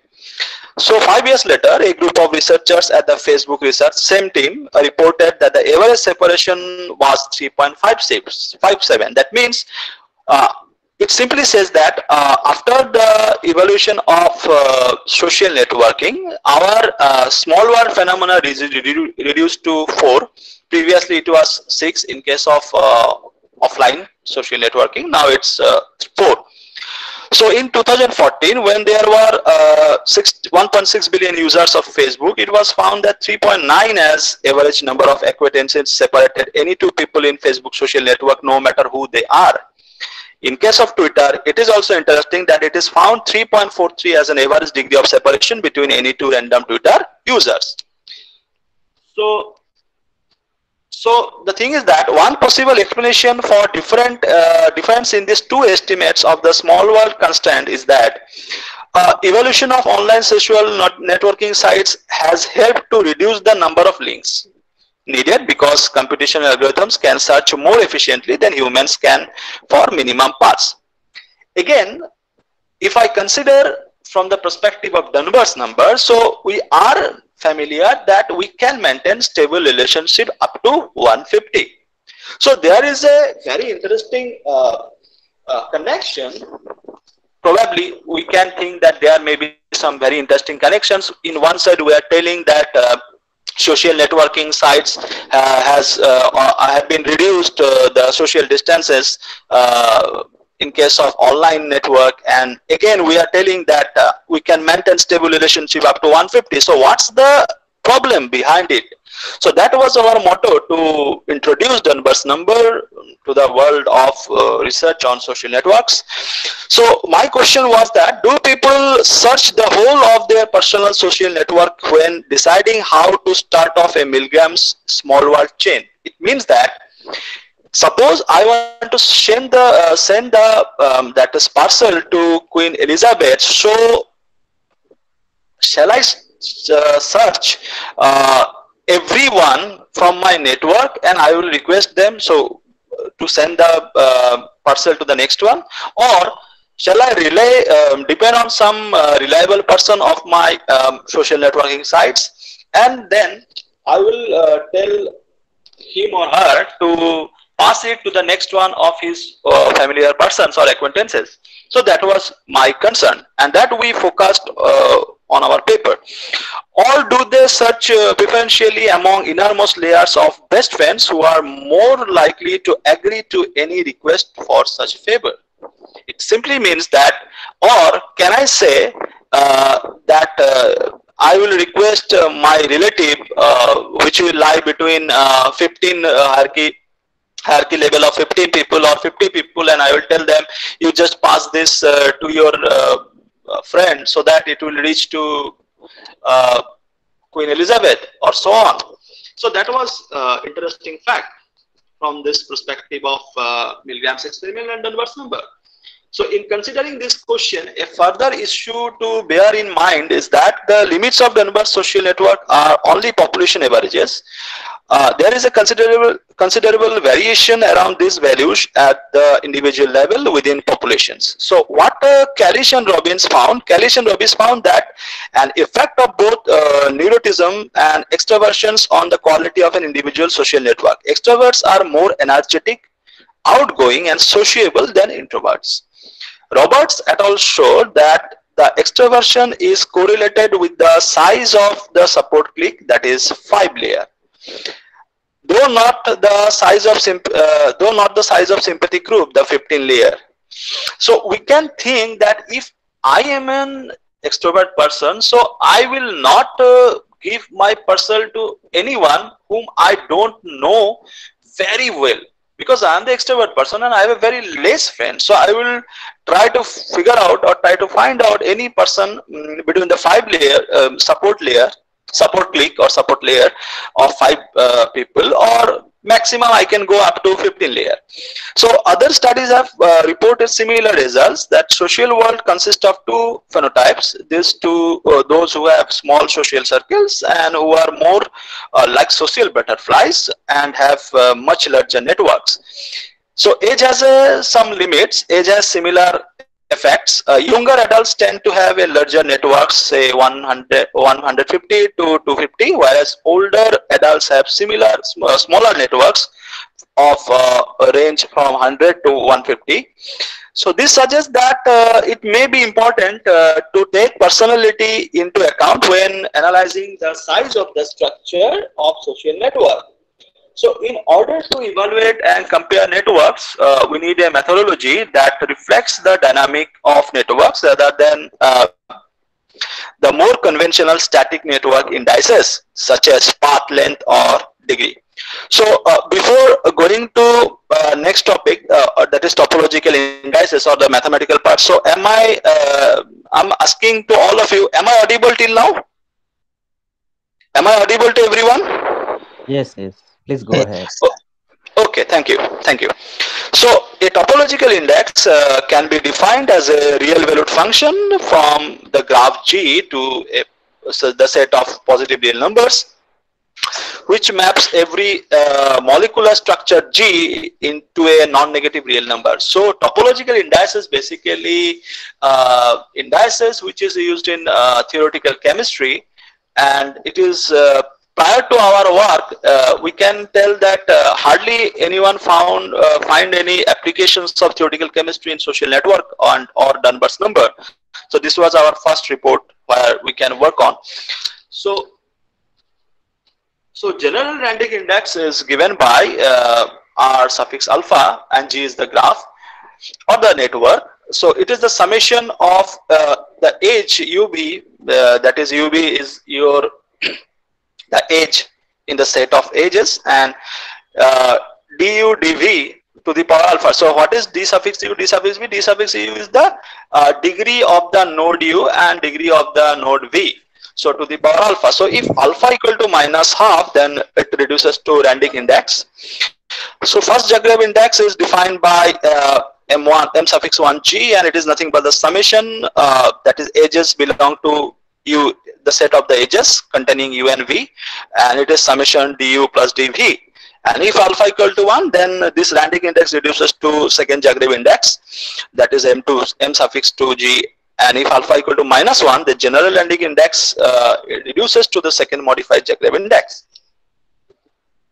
So similarly, there are some other index.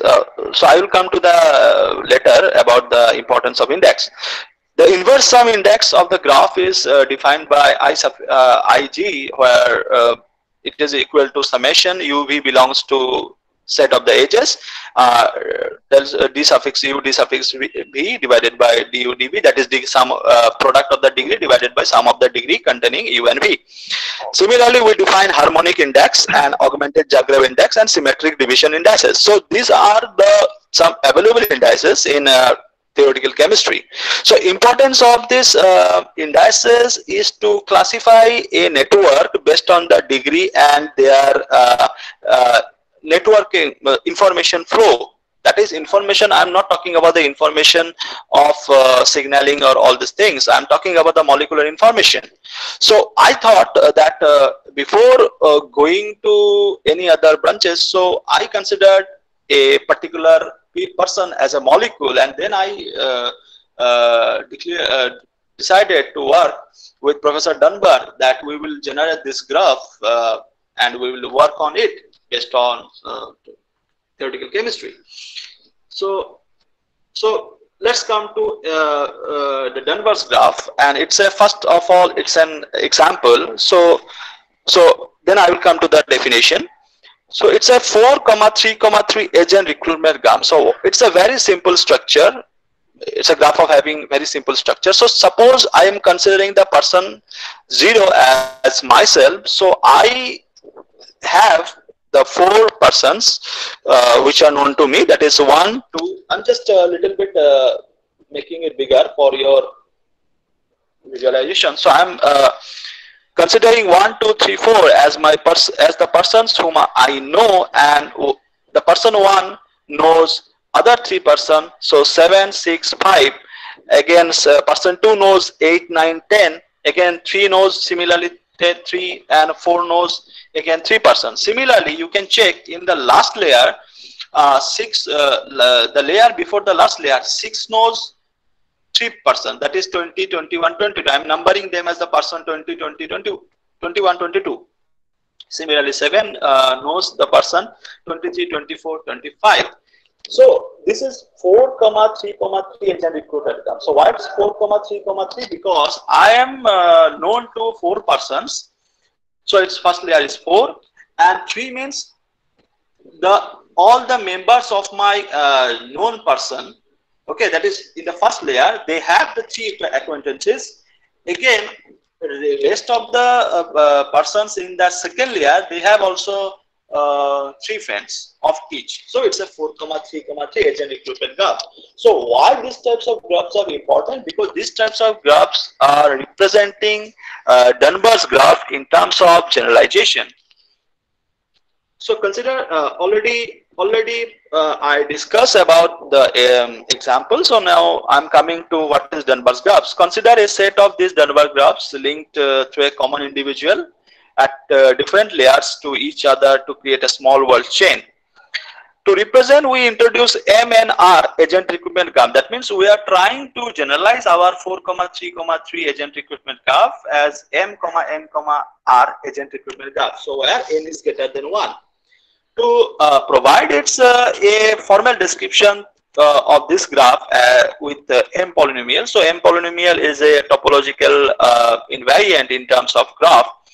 So this new kind of multi-network or global network graph has both M polynomial and topological indices based on the layer structures and the number of agents in each layer. So if I consider M and R, it means that in my first layer, so in place of M and R means in place of my first layer, you can check in place of my first layer, there will be M persons, and all M persons, each of the M persons have N known persons, and total how many circles, that is how many circular shapes will be there around me, there will be R. So you can check that here 4, 4, 4, 3, 3. So that is a generalization M, N, R agent recruitment graph. So we can therefore derive a set of topological invariants for social networks that relate Dunbar's number represented by coefficient M and N to the small world degrees of separation concept by R. That means in our M, N, R, we will consider that M and N based on the Dunbar's number and R based on the social networking phenomena that we got from experiment as well as from theory. So let's come to our mathematical part. So suppose G is a graph with the set of vertex V and set of edges E, and theta suffix ij, where I comma j greater than equal to 1 be the number of edges E equal to UV. I am denoting E as the edge UV of graph G, such that the set of degree of U and degree of V is nothing but the I and j, then n polynomial is defined to be as summation I less than equal to j theta ij, a bracket g means graph, x to the power I, y to the power j. This is the m polynomial. So there is a very interesting connection which we can establish from m polynomial with our previous discussed topological indices, that is first Zagreb index, second Zagreb index, second modified index, landing index, and so up to augmented Zagreb index. And you can find that there is a relation between topological index. I'm just making it a little bit bigger. So topological index, if I consider that is m1j, it is nothing but d suffix x and d suffix y, where f of x, y such that x equal to y. That means don't be confused that d means a derivative with respect to x or y. It has some specific notion, where we will consider if after doing the calculation, if I substitute x and y equal to 1 in that equation, then we have some topological indices like first Zagreb index.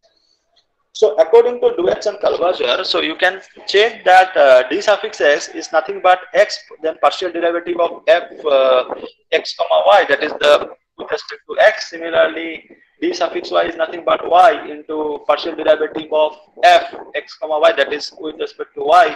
And similarly, s suffix x, s suffix y, q suffix alpha, and j suffix fx comma y, which keeps fx comma y. That means when I considering the operator j, you can think about as an operator, not a big deal. So j suffix fx comma y is equal to fx comma x. So I'm also trying to little bit making little bit easier for those who are non-mathematical. So I'm using some general term along with mathematical term. So now coming to the definition of MNR agent recruitment graph. A graph G is said to be MNR agent recruitment graph where n greater than equal to 1. If it has a vertex of degree m in first layer, then each of m vertices has a degree n in second layer, and so on up to r minus 1 layer. But degree of each vertex in is 1 in third layer. So it is the definition of our MNR agent recruitment graph. So in case of our MNR agent recruitment graph, so suppose we denote VG, V bracket G, that is what set of the vertex and set of the edges as E.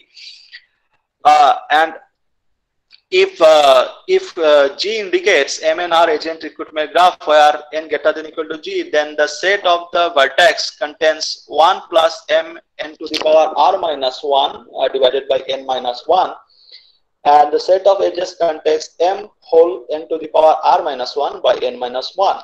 So using these two results, so we calculated the degree of vertex, and their number of vertices. So we found that in the MNR agent recruitment graph, there are vertex with degree 1 as m n to the power r minus 1. Degree with m as number of vertex 1, and then as n plus 1 is m n to the power r minus 1 minus 1, then divided by n minus 1.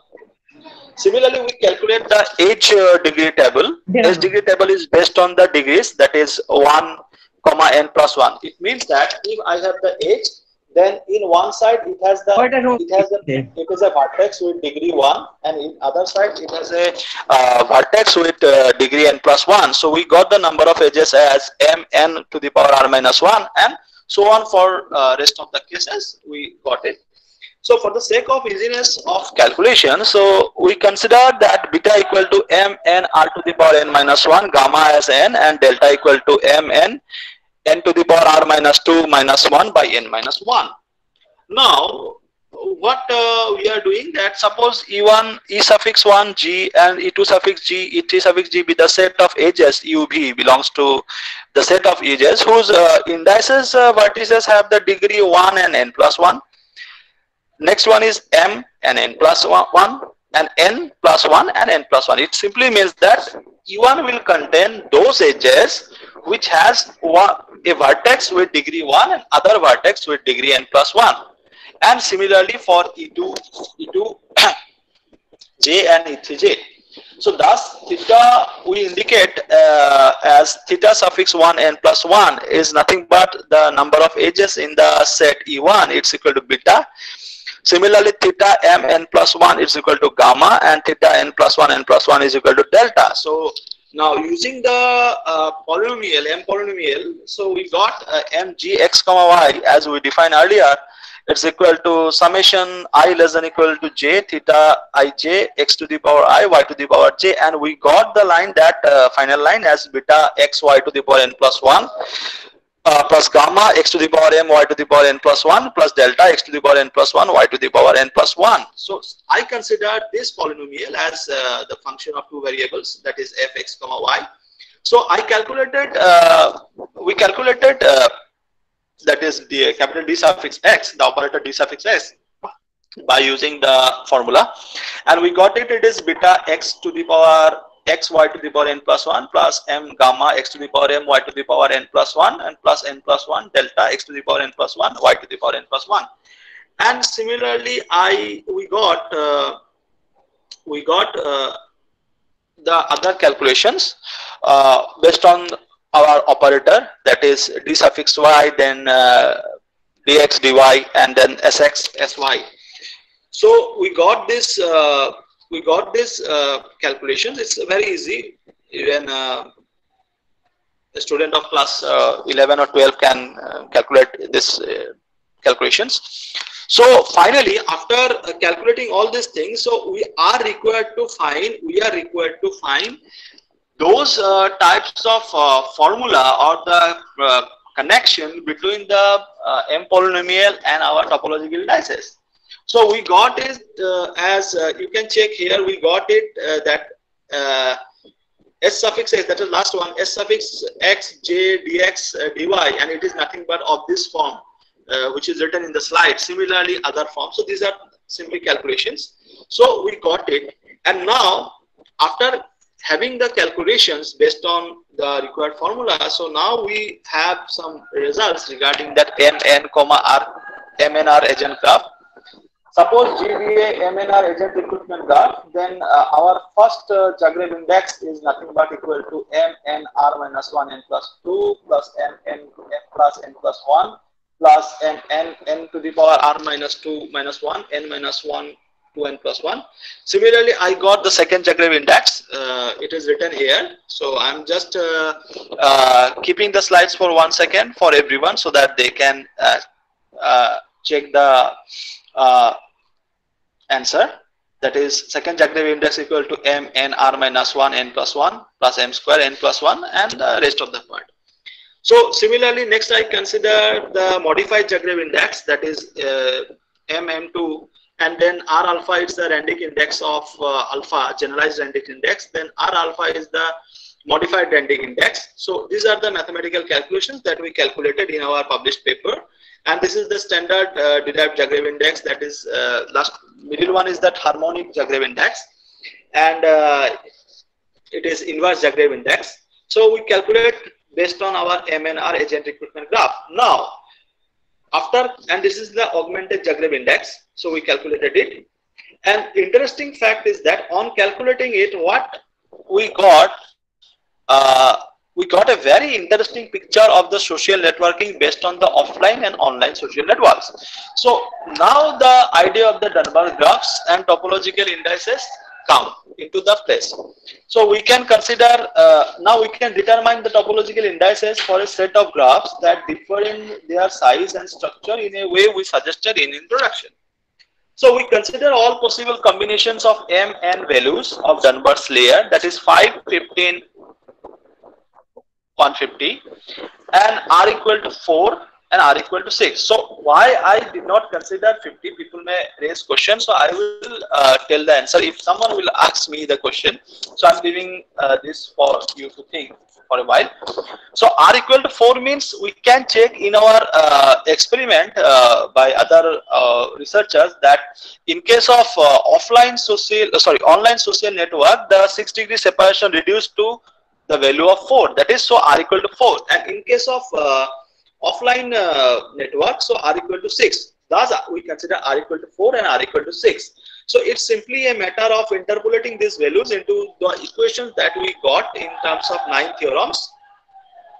And probably the picture is not clear, but anyway, I can just tell you, this is the first, that is the element in the first row and first column, it's 5, 5, 6.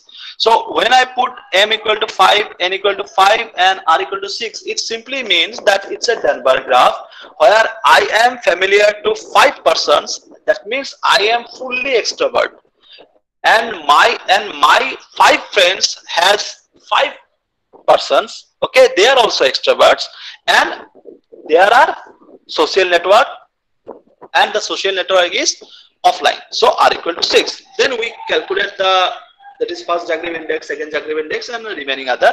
Similarly, you can check that in the second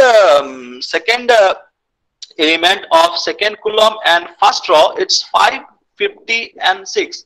It means that I am extrovert. So I am extrovert, not only extrovert, I am highly extrovert.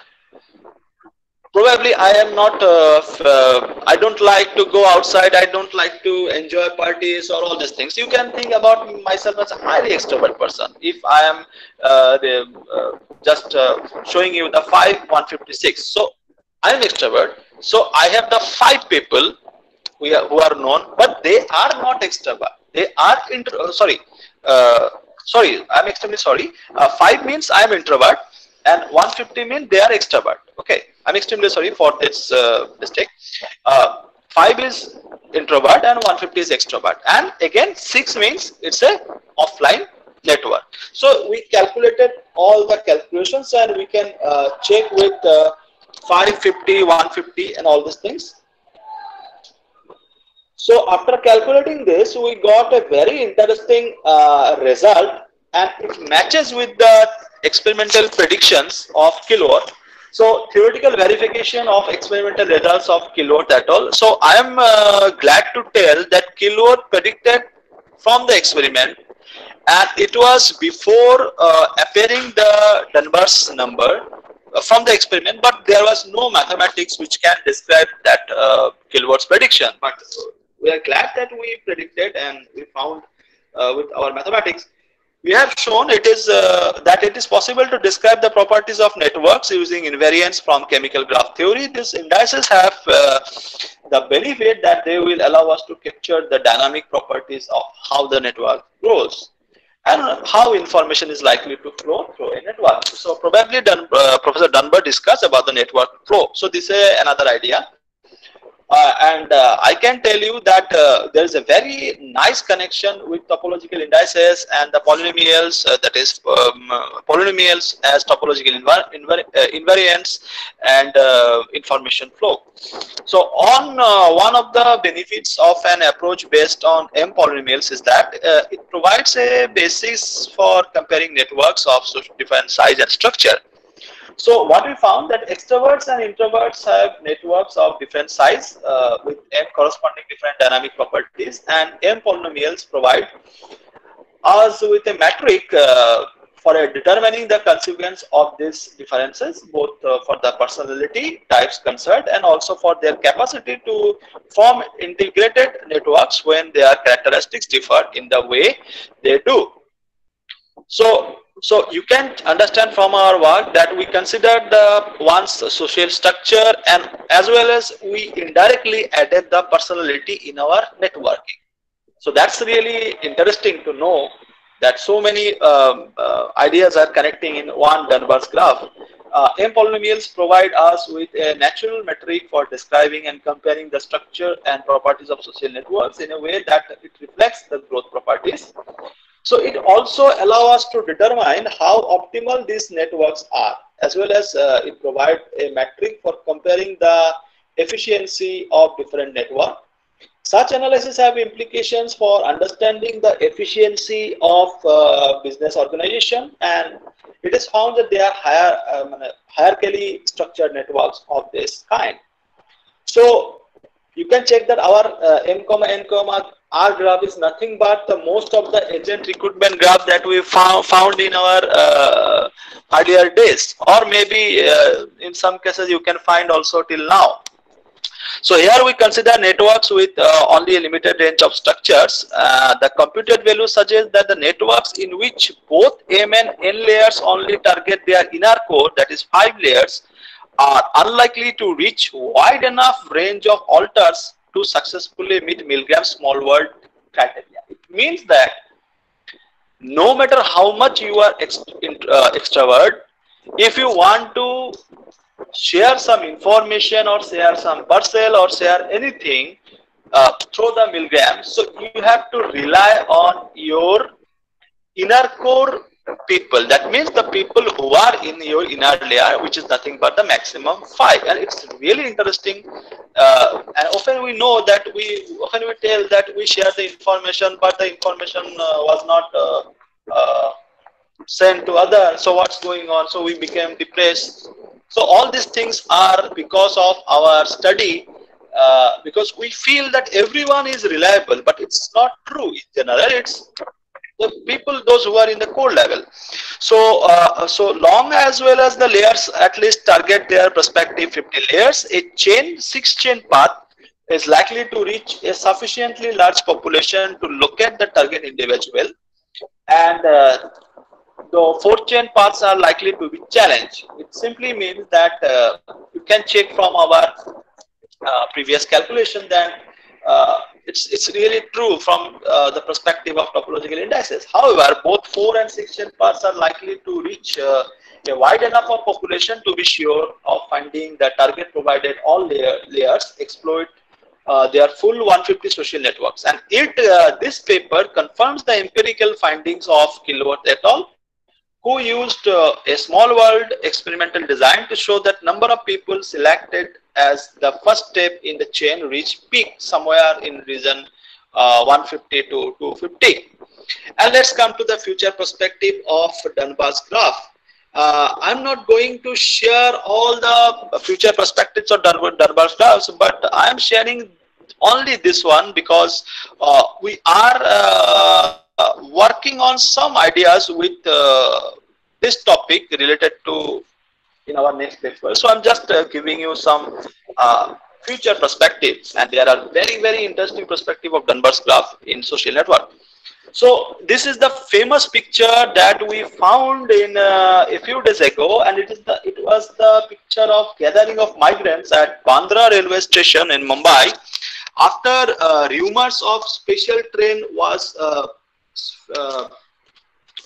spread in the network, and during the lockdown when government of India declared lockdown. So that was the incident, and government of India as well as the government of Mumbai and police, they had to face several struggle to maintain the that crowd and to make them faithful on the government rather than relying on the fake news that no, there was no special train on that particular day from the Bandra railway station. So that is the future perspective of Dunbar's graph. So why it is? I'm coming to the next slide, after 2 slides. So this is the report of India TV. So you can check that India TV just collect the information as Mumbai, and thousands of migrants gathered at Bandra railway station after rumors of special train. Similarly, it was not the incident that happened in India during the lockdown. So I'm not familiar about the other parts of the world, but I'm stating from my own country. So 3 arrested in Telangana for spreading fake news of coronavirus. So this is reported by NDTV. And here also you can check the Hindu, which reported a very interesting news. Coronavirus lockdown, Union Home Ministry blames fake news for migrant workers gathering at the bus stations. Okay, and the last one is that government doctors text WhatsApp video route to fight COVID misinformation.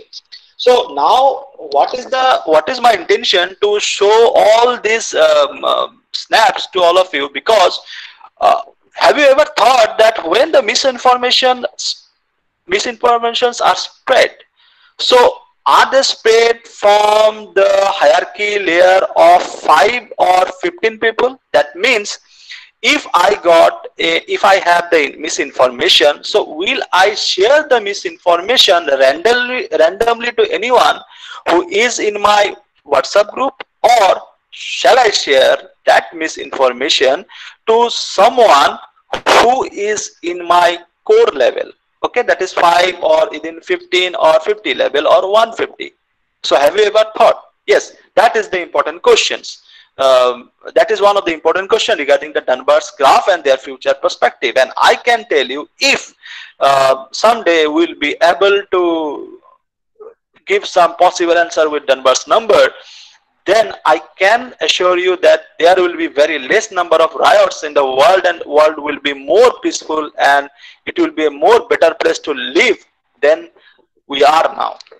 So yeah, then at the last I am just coming to the conclusion part and exploration of how the M polynomials change as network size and structure increase allow us to examine how these indices behave. This may allow us to determine which characteristics have most impact on invariance, and so to consider whether it is possible to design networks for administrative structures that are more functional in terms of efficiency of information flow. This line simply means that, imagine I'm a CM of any state. Okay, so if I am just thinking to make some project for my state, so will I give the responsibility to make the blueprint of the project to any of my staff in my secretariat? That is the interesting question. Or I will just send them to PA, and the PA will discuss with a very close of his acquaintances. That's interesting fact. This might also have implications for the design of online networking software. So we might, for example, ask whether the availability of cheap price service facilities provide the possibility of creating stronger social networks leading to greater social cohesion through shared subgroups.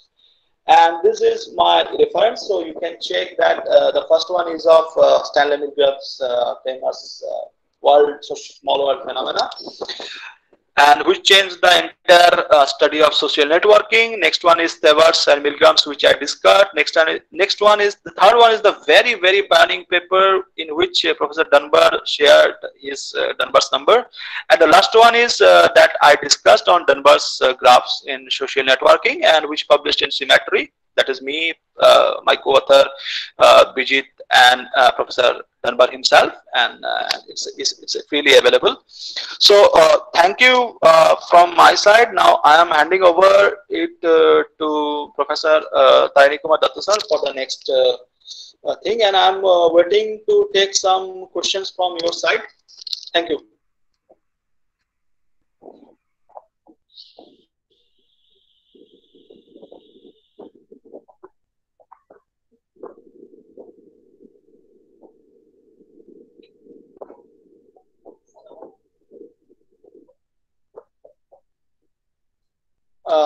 Thank you very much, sir. Hello.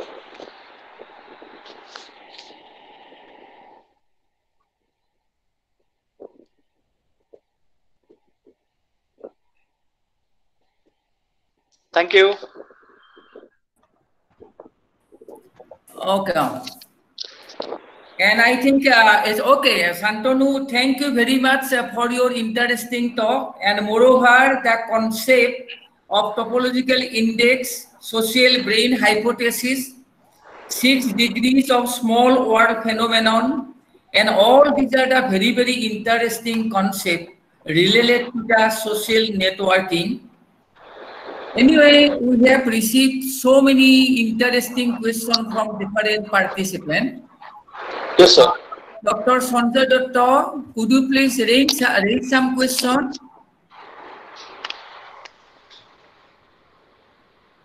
Dr. Sanjay Dutta, are you here, Dr. Sanjay Dutta? Then I raise one question, Santanu. Yes, sir. This social brain hypothesis, is it related to the social linkage of our animal, insect, or human brain?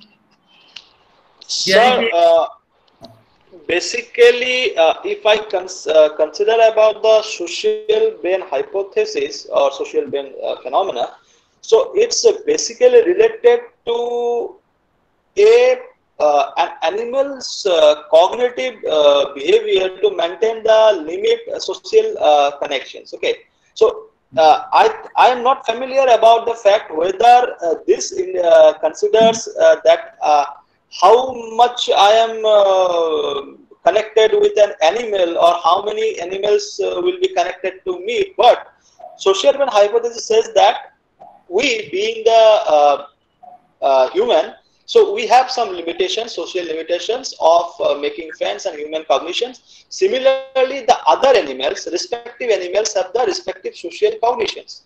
So, as far my knowledge is concerned, social brain hypothesis does not connect with human and animal. It's between the species. Is it fine, sir? Okay, thank you very much. Okay, thank you very much.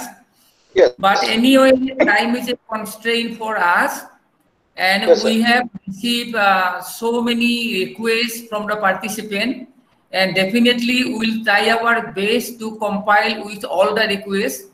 And we have received so many interesting questions, and in course of time, definitely we'll try to give the appropriate answer to this question, and we'll communicate through their respective email.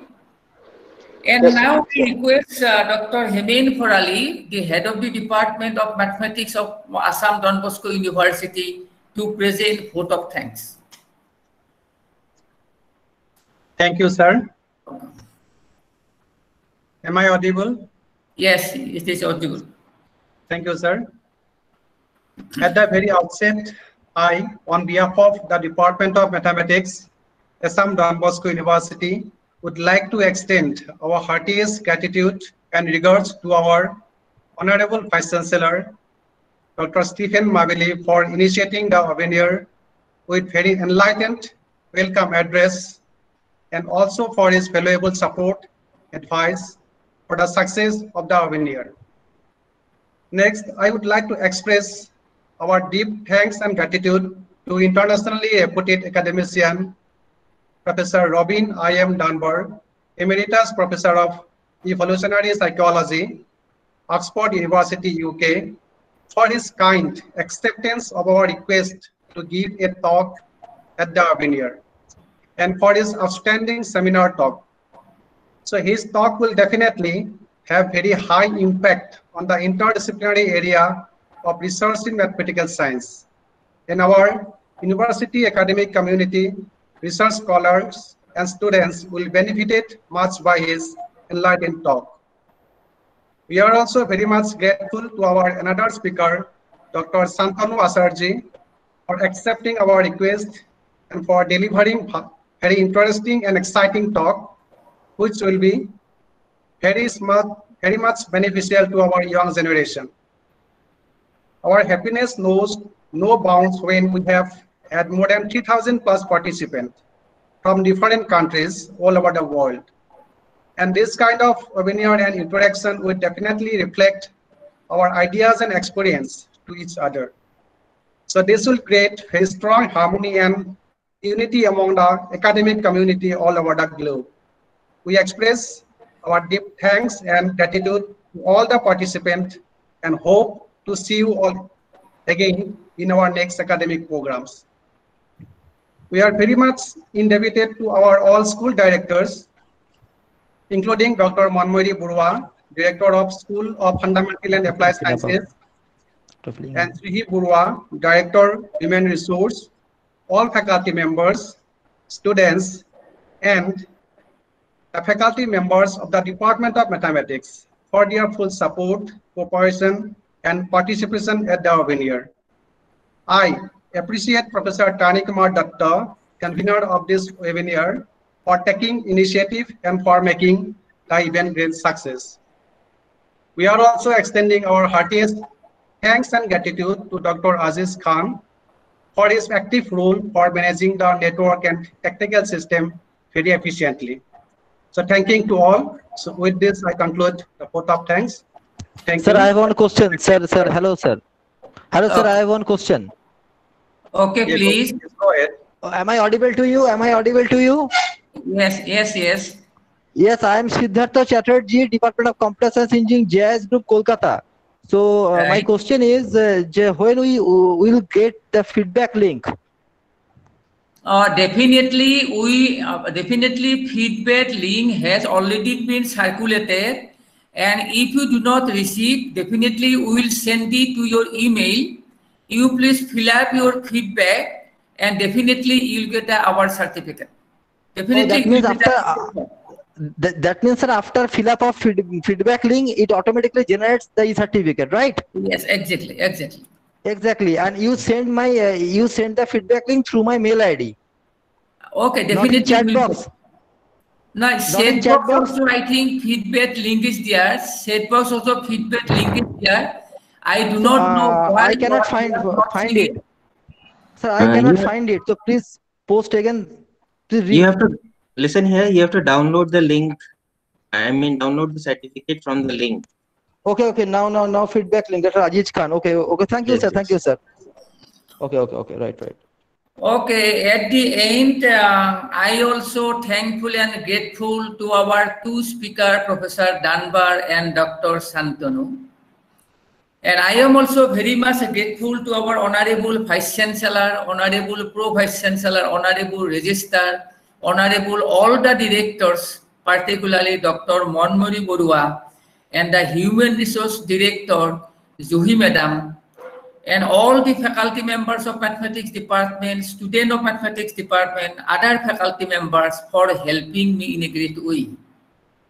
I am really very much grateful and indebted to Dr. Aziz Khan for his outstanding help in all respects, starting from the very beginning up to the end. Thank you very much all, and hoping to see you all in our next academic program. And with lot of thanks to all, we come to the end of this webinar. Thanks all. Thank you, sir. It's a great pleasure to be in this program. Thank you. Okay, and thank you to Professor Dunbar also. Hello, Professor Dunbar. Hello. Yeah. Hi. Thank you. Yeah, I can hear you. Thank you for your nice informative talk. We are grateful to Professor Dunbar for his excellent mathematical talk. He really speaks in a very, I think, great mathematicians. And lot of mathematical concepts are involved in his talk. Thank you very much, and hoping to see you in my future. Indeed, Dunbar's number has a huge mathematics in hidden. And I can tell from my mathematical expertise that mathematicians will take the next century to understand the Dunbar's number and its applications in every aspect of the civilization, human civilization, and it will take a century, and in the form of mathematics. That I can tell from my own mathematical skills. Thank you, Professor. Well, thank you very much. Thank you. Okay, thank you, Professor Dunbar. Bye. Bye. Thank you for the privilege of joining in. Thank you. Thank you. Bye. Okay. Bye.